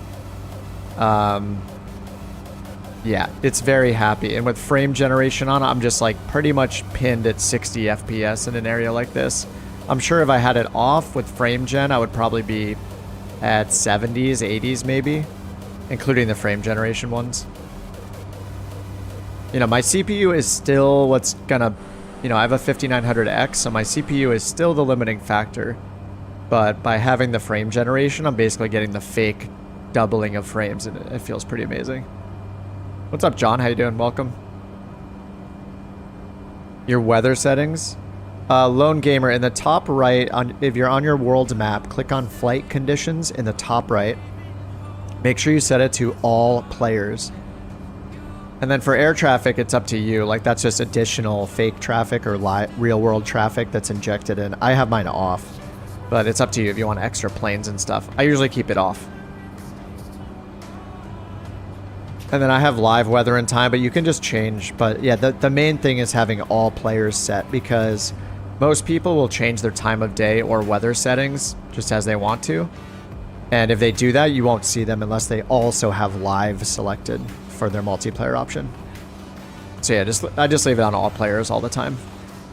Unless I'm doing like VATSIM.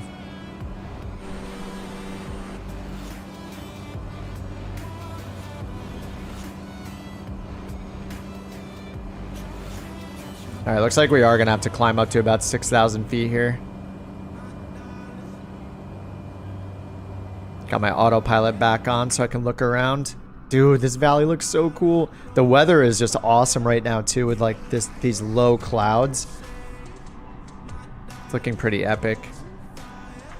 Epic.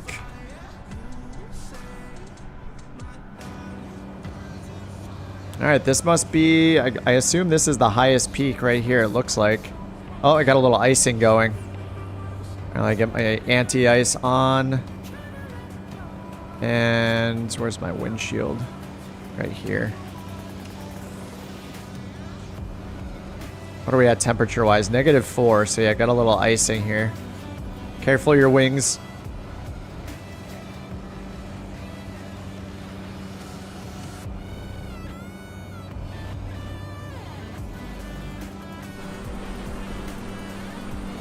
You could stay down a little away from this little cloud cover too if you want. Picking up ice at 5,000. Yep, I'm a little over 5,000. Also got some ice. So if you get up to 6,500, 6,000 or 6,500, you're good over the peaks here. But yeah, if you guys don't have anti-icing, you might want to skirt as low to the ground as you can to try to avoid these clouds up here.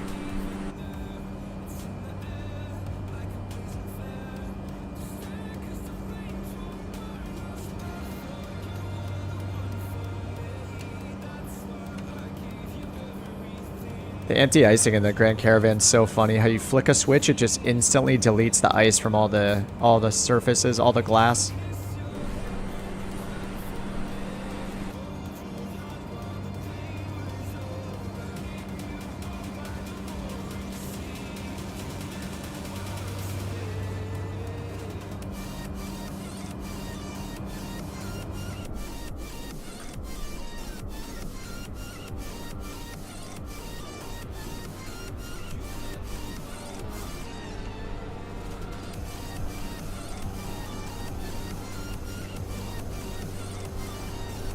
Pretty awesome looking. Still icing up here. So apparently we can drop down now. I think we can drop down to about 2,000 feet. Yeah, down into and follow the river here in front of us that goes to like the northeast. We can get out of all of this. All these icing conditions, hopefully. Get a little bit warmer, drop down a few thousand feet.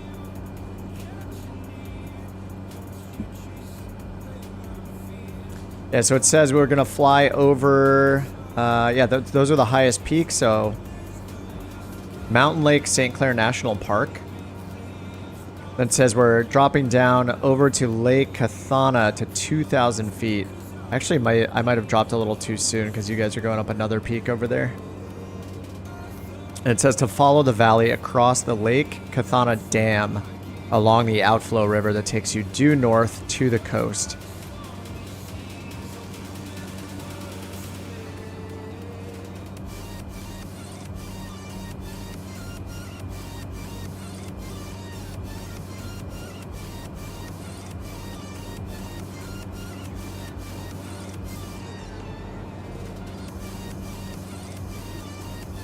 Oh yeah, I didn't read the rest of Darren's message. He says, my wallet's going to take a beating though in 2 weeks when I grab a 4090, a Bravo throttle quadrant, and the TPR pedals. Ooh, oh man.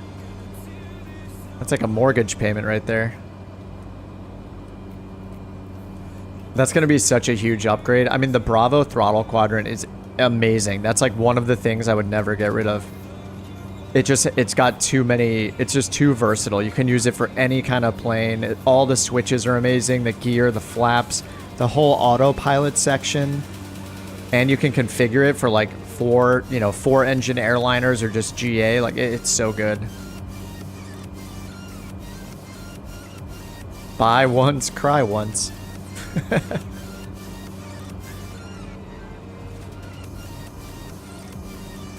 Every 4 years you allow yourself to splurge on gadgets. Dude, that's awesome. You're gonna be so stoked. And I don't have the TPR pedals, I have crosswinds, but I'm pretty sure the TPR pedals are way higher quality even. Like they look incredible. Like it's such a clever design, it just makes sense. The crosswinds are okay. I think the braking force required is like very strong on these things though. I have to like really push my toes to like the edge of the gigantic pedals to get braking, but they're really, really smooth though on the actual ruddering, like left and right. Just like the pendulum and like how it, yeah, how smooth the spring is and everything. It's like very, very good. I wish the pedals were smaller though. I actually got the replacement GA pedals for it, but the problem is like the tension on the spring for braking, you know, you have much less leverage because the crosswinds are like, the default pedals are like twice as long. So they're like bigger than my foot, you know, longer than my foot is by a couple inches. The GA ones are the size that I want, but because they're, you know, much shorter, my leverage is lower. So it's even harder to brake with those. So anyway, I'm curious to see how you like the TPRs. They look really, really nice. You bought a Tesla Model Y. Yeah, that's a nice gadget. One of my really good friends has does he have an S? Is it Model S and a Model Y? Whatever the like sportier sedan is, he has one of those that he had, you know, when they first came out, basically, I think. Then they also got a Y at some point. They do the whole off-the-grid thing with solar panels and all of that, and get money back from the state because they're doing they're generating so much electricity with their solar panels. It charges their entire house and their cars, so they get money from the electric company. Pretty amazing, man. I mean, who wouldn't want to be independent from the electric company? That sounds so awesome. You just run your whole house and cars off of solar panels and a battery, like in your garage or whatever. Really, really cool.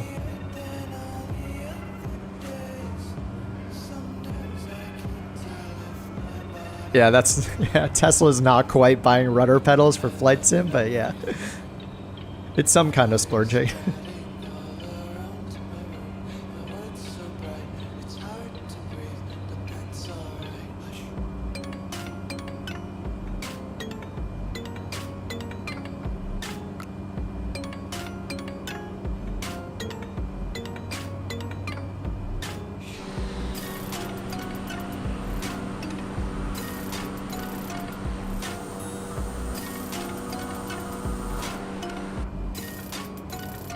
Oh, we got some nice valleys coming up here.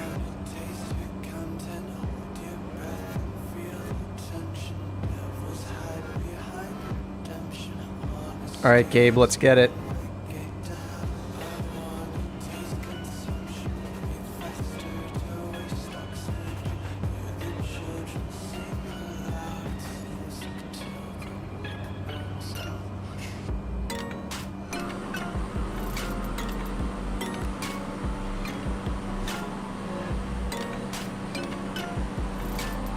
I do see you hovering, yep. Yeah, I assumed you're not in an Airbus, but whatever you're flying. Yeah, I don't have it, unfortunately. I don't know what if you're flying. I assume you're flying some kind of jet that I don't have. I have a bunch of the jets. I got like the Ghost Hawk, the F-15, the F-16. We all have the Super Hornet, of course. I bought several of them, even though I don't fly them, just so people can show up correctly. But yeah, whichever one you have. I do not, unfortunately. The F-35B.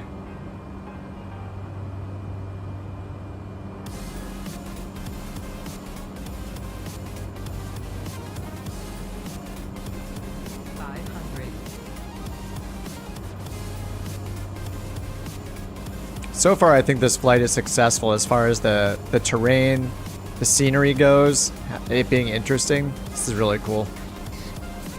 The people that put these flights together on the World Tour site are generally like, I haven't really flown one that I haven't liked yet. Pretty good quality of routes that people have made.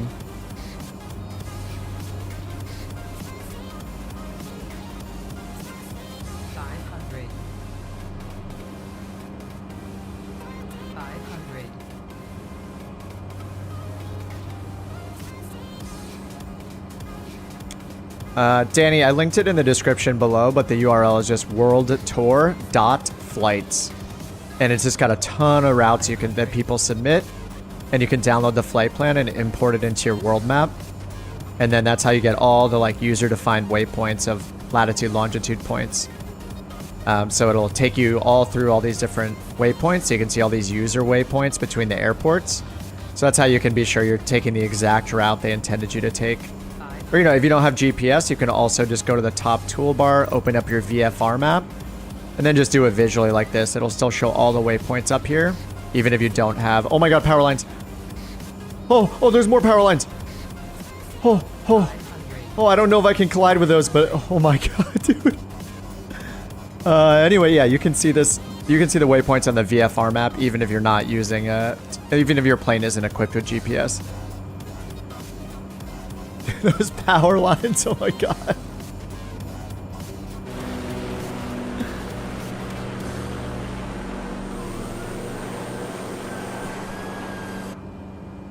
That was terrifying.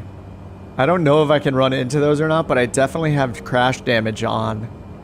Now I gotta look out to see if there's any more. 500. That was a yikes for you too.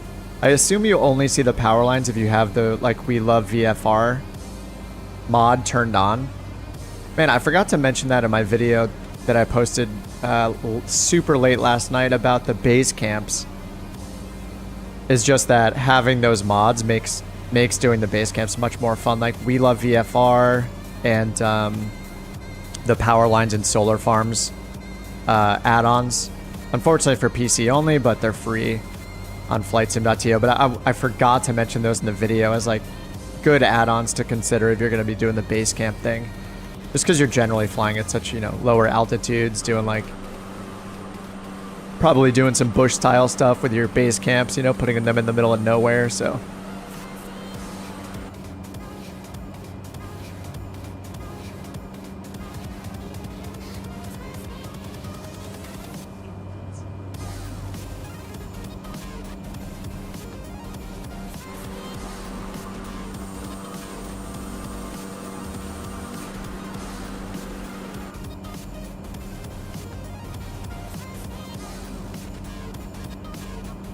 The power line dodging. Dude, they're so hard to see, too.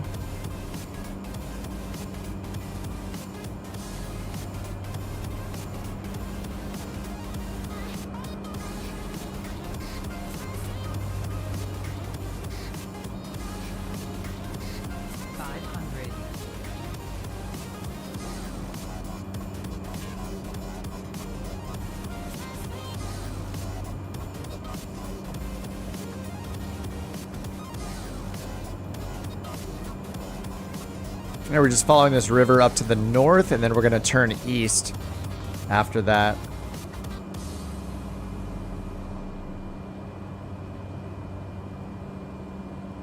See, our next airport coming up is YDPO. That is Devonport. And let's see, it's got a 6,000 foot runway. Elevation's 33 feet. Runway 06 and runway 24. And there's also a runway 14 and 32. That's a shorter runway. Let's see if there's any weather there. Yep, there is. VFR conditions reported 24 minutes ago. Winds are 340 at 6. And temperature is 3 and 29 or 88 on the altimeter. All right, 340 at 6. So runway 32 is a shorter runway that would have the best wind. Second best option would probably be 06. Actually, it's kind of the same, 24 or 06. I guess 06 would be a little better for our... Actually, let me check our route here. Is it just directly east? Yeah. I'm going to land... I think, yeah, 06 would be convenient. 3-2 would be the best win. Anyway, we're just going to go with what's convenient. We'll be fine. Winds are 340 at 6 knots.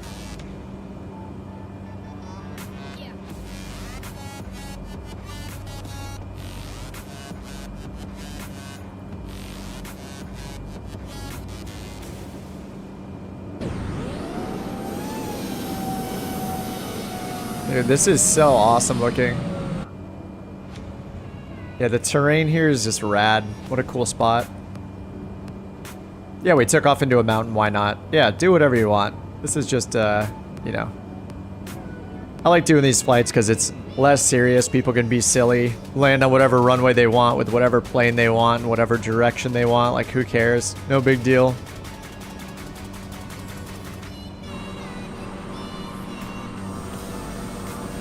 Sim realism fans everywhere.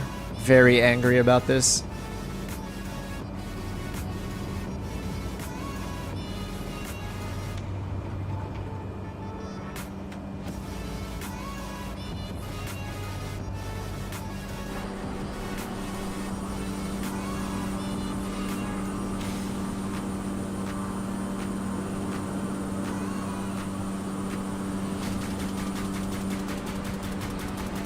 And there are so many of us here, yeah.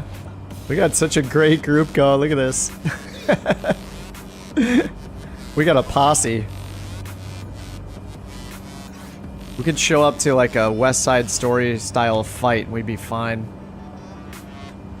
We got enough numbers.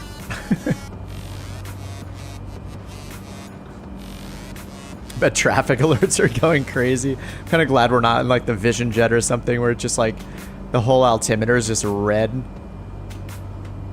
Giving you the RA. There's so many landmarks of just little towns all along the coast, just everywhere really. Just all these landmarks are crazy.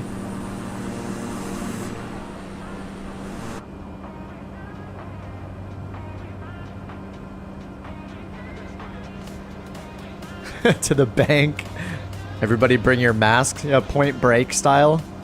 Who's Nixon? Let's go.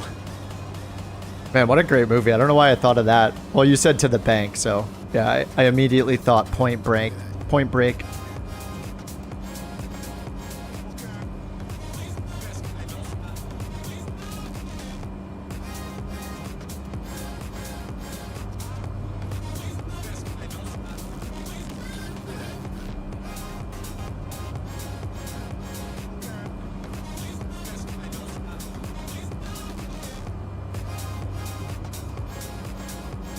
Looks like the runway right out there. I think I see one.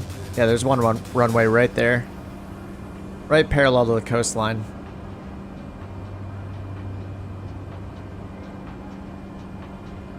So if you're going to land on 06, the runway heading is 062.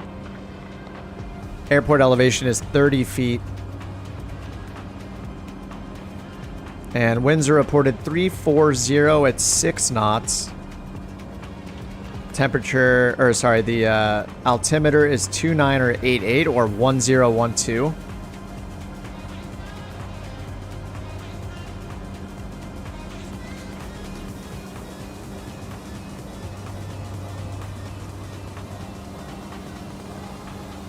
And our next airport is right after this in 20 miles.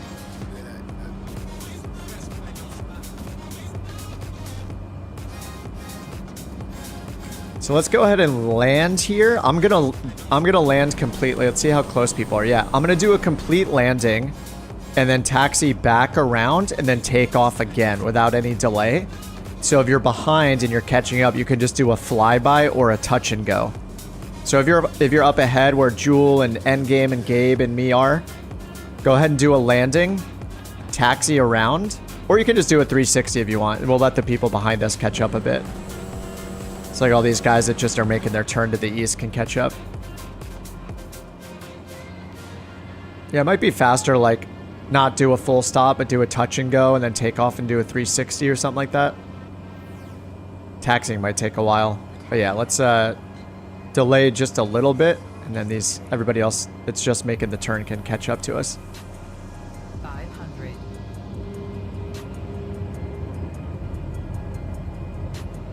I guess that other runway must be like a grass strip or something. I just see one paved runway.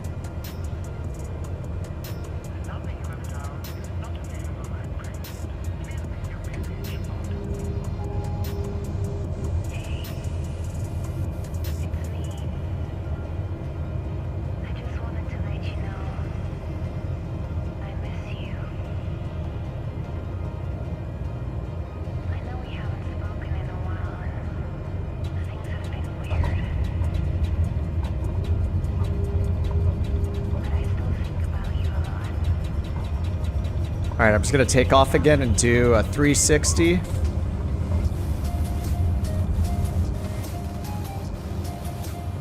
Where is that other runway? I guess I don't even see the other runway.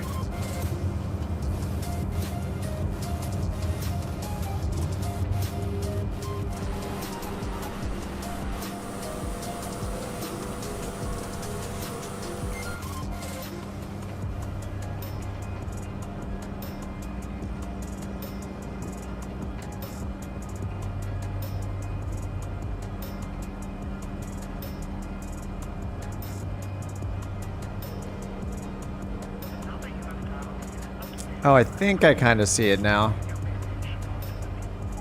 Is it? Oh, it's just this grass strip right here? I think this is the second runway. It's like a 2,000-foot grass strip, it looks like.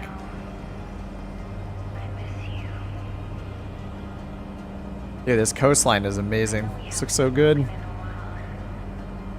Get the butter emotes ready. Or emojis. What's the difference between an emote and emoji? I never know. Is an emote when you type with regular characters, and an emoji is like an actual graphic?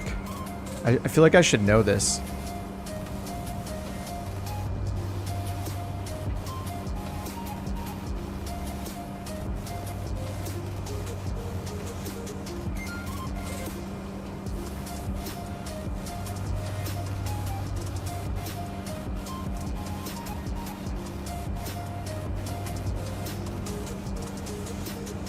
It's like Endgame's trying out the other runway. Oh, he's just flying over it. Yeah, I guess that's the other runway. It's just like a grass strip. Yeah, it's just a grass strip going like north to south.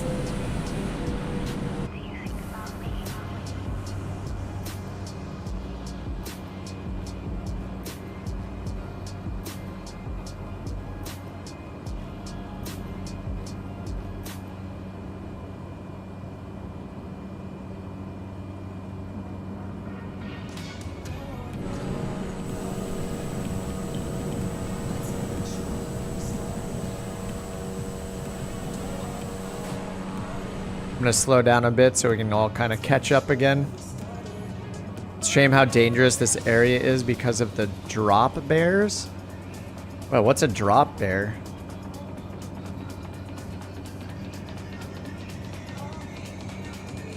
The drop bears. Oh, next we're going to YGTO. So this is our next airport. It's only 17 nautical miles away. And then after that, we only have... How many more miles to that last airport? 32 nautical miles to our last airport.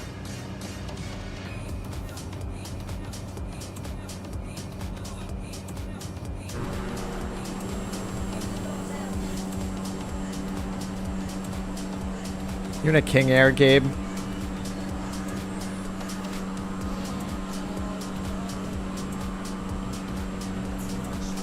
Someday I will try the King Air.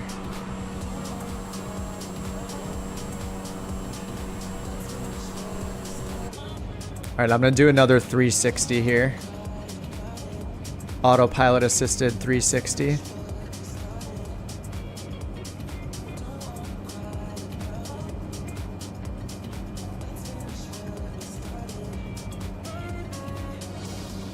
Let's get the grouping going here. Words cannot express my fondness for emojis. I mean, when they're lawn chairs with googly eyes and mustaches, how could you not like them, really?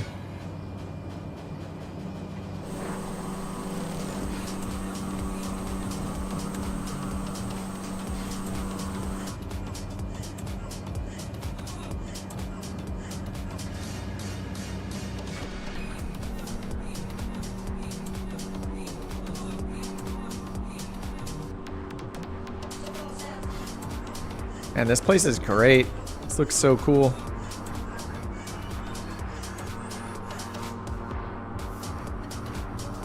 I think today I'm going to end up doing some VATSIM or something as well.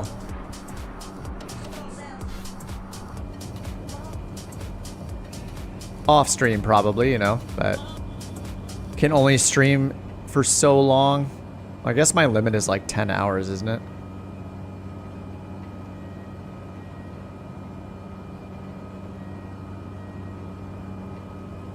All right, our next airport is really close. 14 nautical miles right up the coast to the east. YGTO. And then after that is YMLT is our final stop. Let's see, YGTO is Georgetown.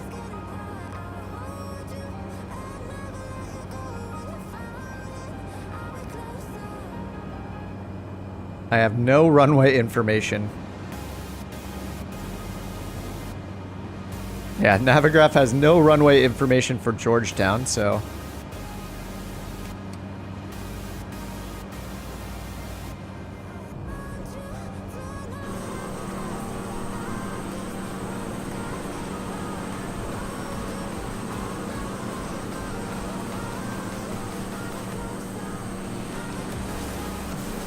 Look at us.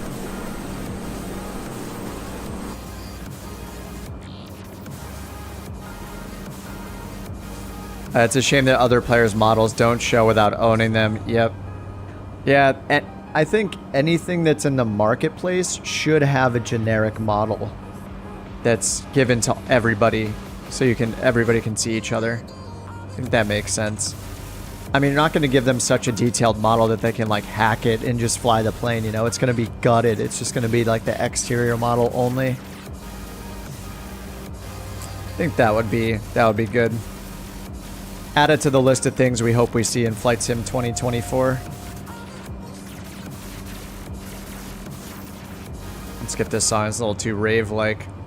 Now, most of these songs are very, very dancey.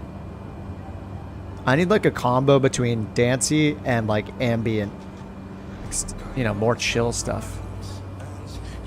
It's hard to find.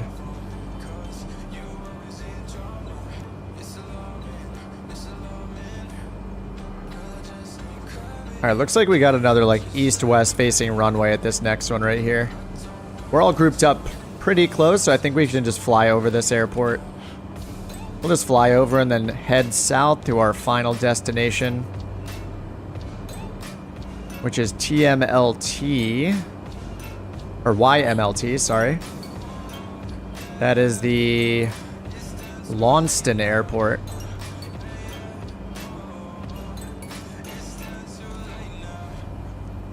TV Girl. Is it copyright free though? That's the problem. For me to have it on the YouTubes, it's got to be copyright free stuff.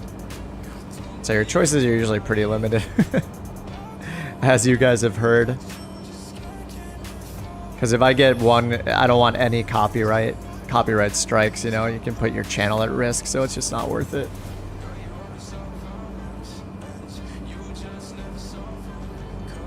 The other option is for me to listen to it myself and not put it into the stream, but it's kind of weird you guys not hearing what I hear. Yeah, not for Twitch or YouTube, yeah. Yeah, like I love listening to like, you know, the lo-fi hip-hop one on YouTube that's on 24/7. That like stream or station, whatever you want to call it, is great. There's a lot of great stuff to listen to. I'm not definitely not short of things to listen to off stream, just on stream.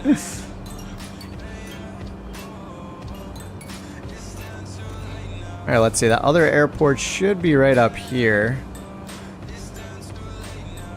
Like a little more inland. This is Georgetown, right over the water here. Is this it right here? Or, yeah, maybe it's right here. It looks like Rough Approach is landing there, potentially. Is it 800 feet? Runways are 6 and 24. I'm just going to do a flyby just for the sake of time so we don't stop at every single airport. We just have one more after this. Got about 30 miles to go.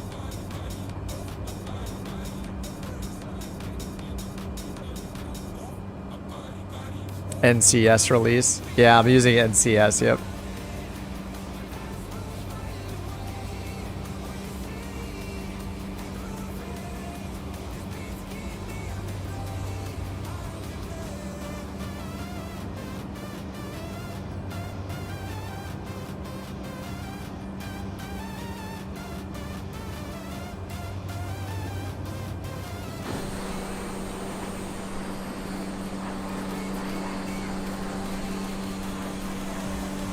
This is like the biggest, the most amount of buildings we've seen at an airport yet on this flight. And not counting where we took off from, that was pretty sizable airport where we left from. What's up, Mark? How you doing? All right, now we head to the south and we just go straight down to the Launceston Airport. Yankee Mike Lima Tango. Yankee Mike Lima Tango. Y Melt.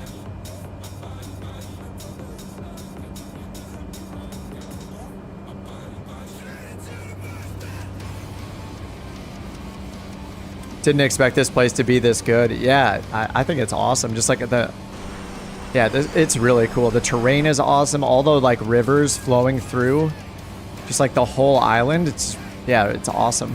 Just a lot going on. Really interesting terrain.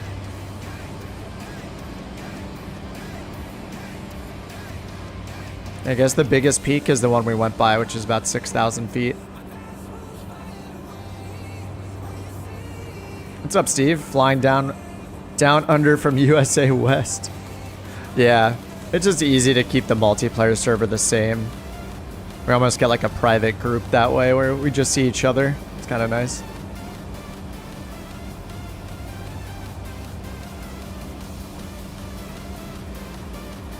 There's power lines all the way along here. Thankfully, we don't have to dodge them this time. Yeah, those random power lines when we were in that valley was just caught me totally off guard.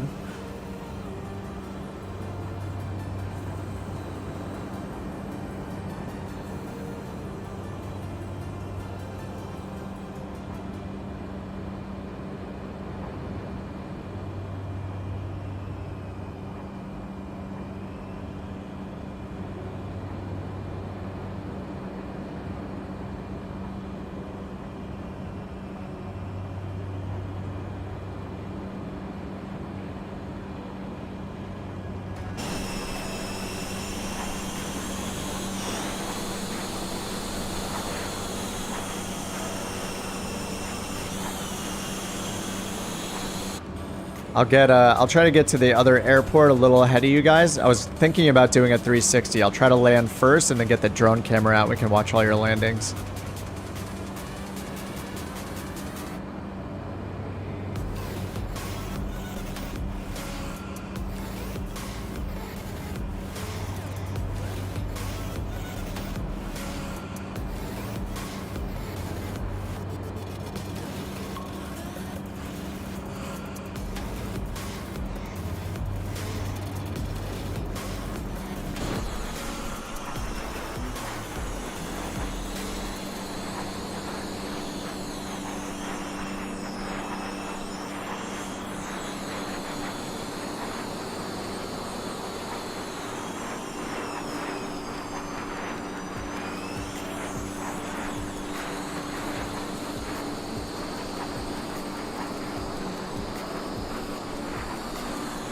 Got my fighter jet and King Air escort going on here.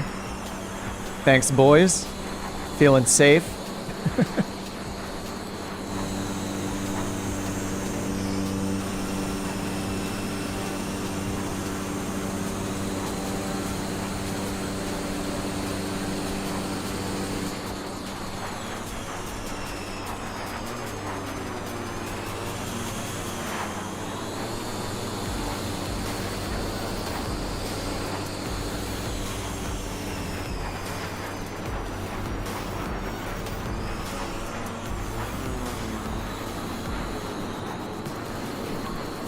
Have the proximity thing turned on just because when we were all loading at the same parking spots last week, it was just kind of crazy.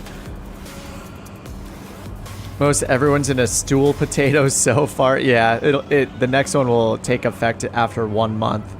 So yeah, we'll start seeing some different ones in a couple weeks here.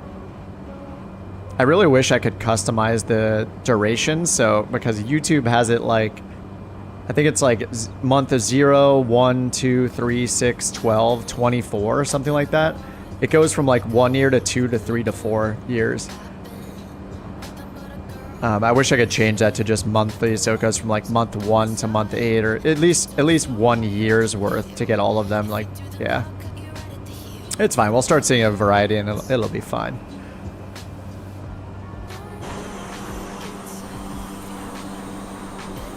Dude, the color of the water here is so cool.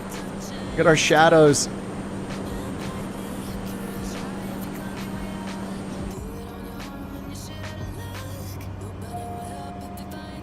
Let me get that autopilot back off. All right, so we only got 18 nautical miles for our last airport here. We're landing at Launceston. Longest runway, 6,400 feet. It says runway 23 left is preferred right now. Actually, the wind is pretty much calm. It's like 1 knot, so as usual, we're just gonna do it live, land where we want. Let me get down lower here to see some of the details in the terrain. All the texture, or all the like landscape recoloring and stuff that Rex does is just, it's pretty awesome. I assume all of this is being done by Rex, where the different shades of terrain are colored in. Pretty nice. Elite Gabe is my brother. You guys are right on top of each other.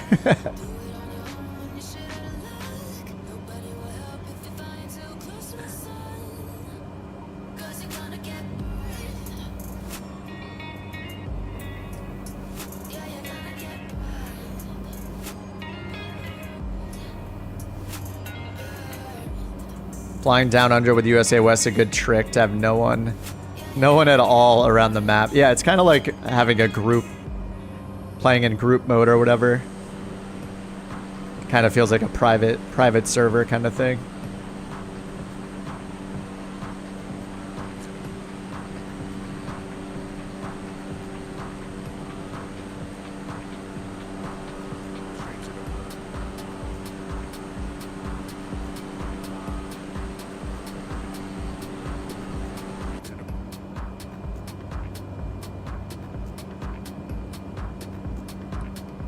Alright, we're getting close to the end. 12 nautical miles into Y Melt.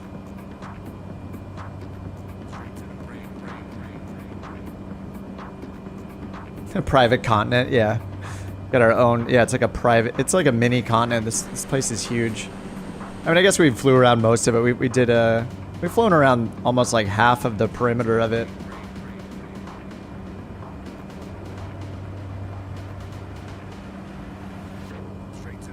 I'm guessing that a lot of this terrain and like the satellite imagery and stuff got updated as part of the Australia update when that happened. How many viewers? No, I'm sure we're flying over somebody's house right now, Chris. You know how it goes. Absolutely. Somebody lives right down here. 100%. They're like, oh, that's my neighborhood. Without fail.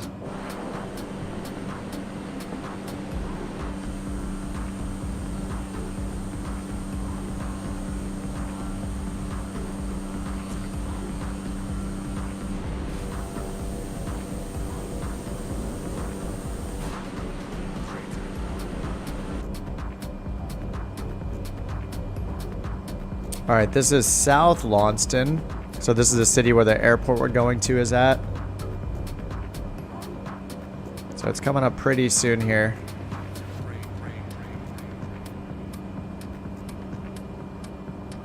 Go to South America. The other world tour one I had pulled up was Cyprus. Also looked kind of cool in a similar way. It's like an island country. Even though this is technically a state of Australia, you know, feels like its own country, kind of, from an outsider's perspective.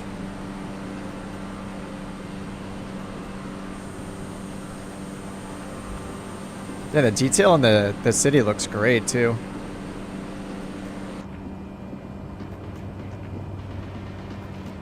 Alright, airport must be right up here because there's this just giant blank area. Oh, we know it's right up there. There it is.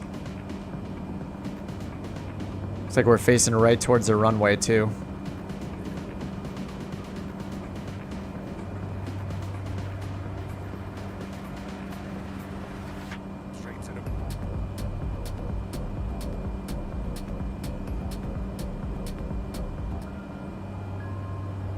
All right, I'll try to get down fast, and then I can get the drone camera out, watch you guys come in.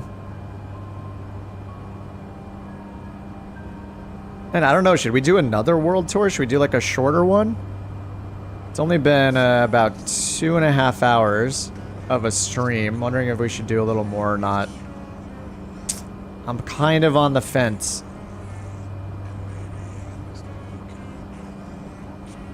I had Cyprus queued up as another option for a second one. Maybe one's enough. Maybe I'll take a break, end the stream, and maybe I'll be back a little later and do a VATSIM flight or something like that. I think that could be fun. The rumors of my age are wild and random, so, you know, I've heard 20. I've heard 40.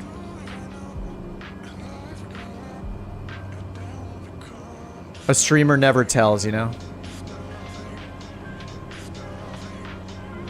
I'm old enough to vote. I'm old enough to drink. I'm old enough to be into flight simming. 500. You actually might be 40. True. That's true. Definitely a 90s kid. Or I just read a lot of Wikipedia, you know, to blend in. One of us. Old enough to drink non-alcoholic beers. Yeah, by accident.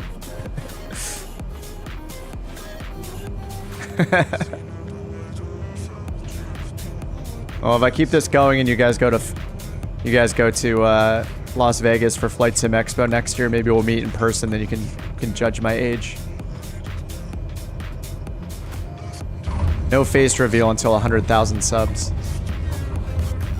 Even then, it'll probably just be a foot reveal. You read Ready Player 1 over and over again. I did read that book.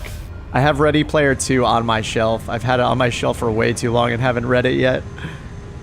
That's 100% accurate. For how he sounds, he should be mid-30-ish.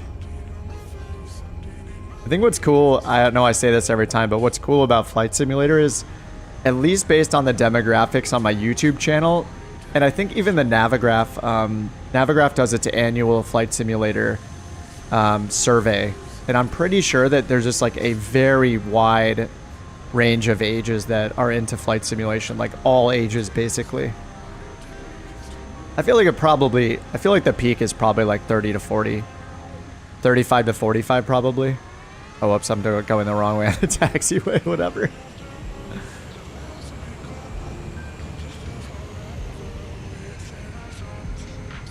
You heard him like and subscribe? That is not what I said.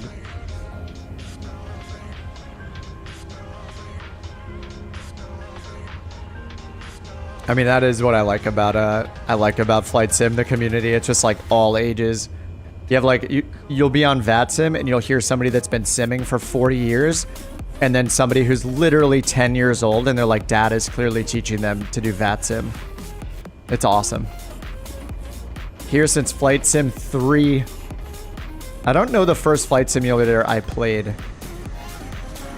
I did not play like Flight Sim X or even like 98, or there was a 98, right? I'm not sure which one my dad had when I was a kid. I'm definitely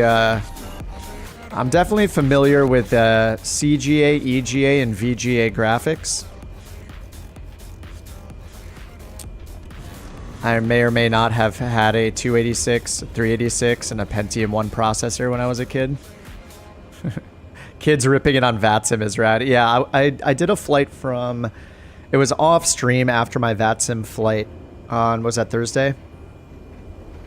And I had done... Oh, I'm not doing the drone cam. I'm just sitting here talking. Oh my god, I'm sorry, guys. I'm coming. Underdog. Underdog coming in. Underdog and Gabe, 2 at a time.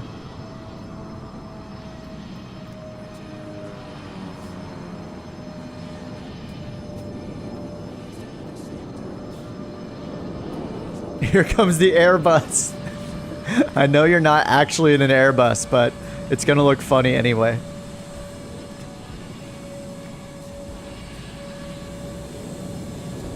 But yeah, when I was doing VATSIM on Thursday, I did another flight at the end of the night. What the hell? And yeah, there was this kid who was doing pattern work at John Wayne in Orange County. You make me feel old. I remember the Sega Master System. I didn't have the Master System, but we did have a Commodore. We had a ColecoVision as well. My dad was very into like yeah, electronics, PC, you know, consoles, all that stuff. We had a house like full of that stuff, which was great as a kid to have access to all that stuff. Here comes Kevo. Butter.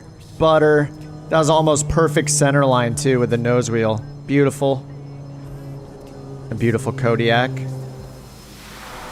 But yeah, yeah, it was great hearing that kid do VATSIM. He was just doing pattern work while I was departing, and he had to hold short for me while I was taxiing. Dude, we got a chopper.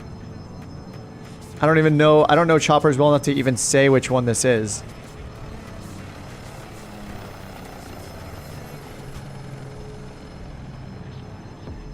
Oh, Jewel, I don't know if I caught Jules landing in the Bonanza.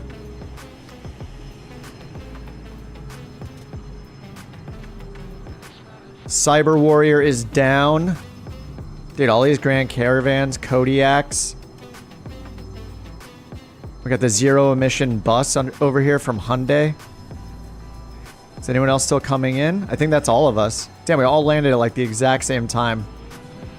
What coordination?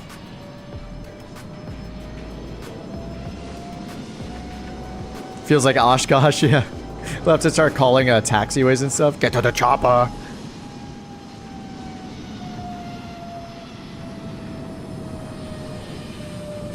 What is going on here? Are you flying a helicopter? I know you said you sent on Discord. I just haven't checked it yet. What you're flying? The Dam Busters 617 Squad UK variant. Does it have like VTOL capability? Is that what I'm watching?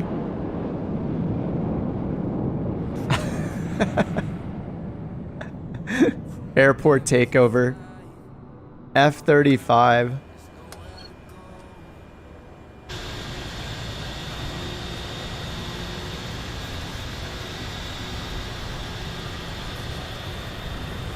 I think doing helicopters one day together would be really fun. I am so bad at flying helicopters. I think it would be great.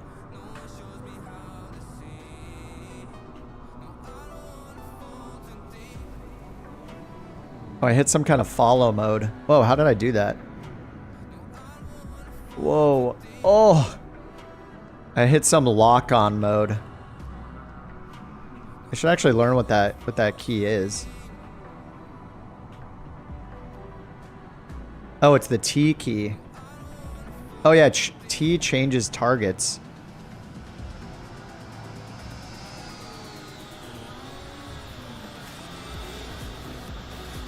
How do I get it off of that? No, not Y. Uh-oh. You guys are experts in the shortcuts, aren't you? How do I take it off target mode? Yeah, every time I press T, it's like selecting a new target. Doesn't tell me who it's selecting though. I have no idea who it's selecting. Alright, I'll just go up and reset the camera. Oh, end? I don't even have... Oh, I do have an end key.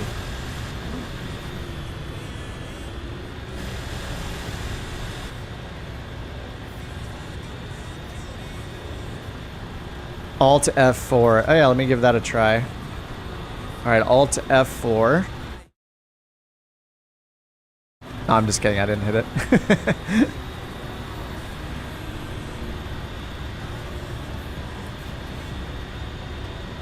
Alright, that was really fun. I think it's a good time to stop the stream. I think I will potentially hop on and do a second stream later if I'm feeling up for VATSIM. I know that Dave, I think Have a Great Dave's planning a group flight tomorrow I believe. I think I saw you guys chatting about that. So if you guys are in the Discord and you either want to keep flying with each other now or you want to join for tomorrow's group flight with Dave, Dave hosts it on the Discord. I think he said something about New Zealand tomorrow. Usually he'll post it in the events section there on the Discord if you guys want to join him. And people hop on Discord and chat with each other, so that is an option if you actually want to chat with other people while you're flying instead of just listening to me blabber the whole time. Nice. All right, guys, that was super fun. I'm going to take a break for a bit.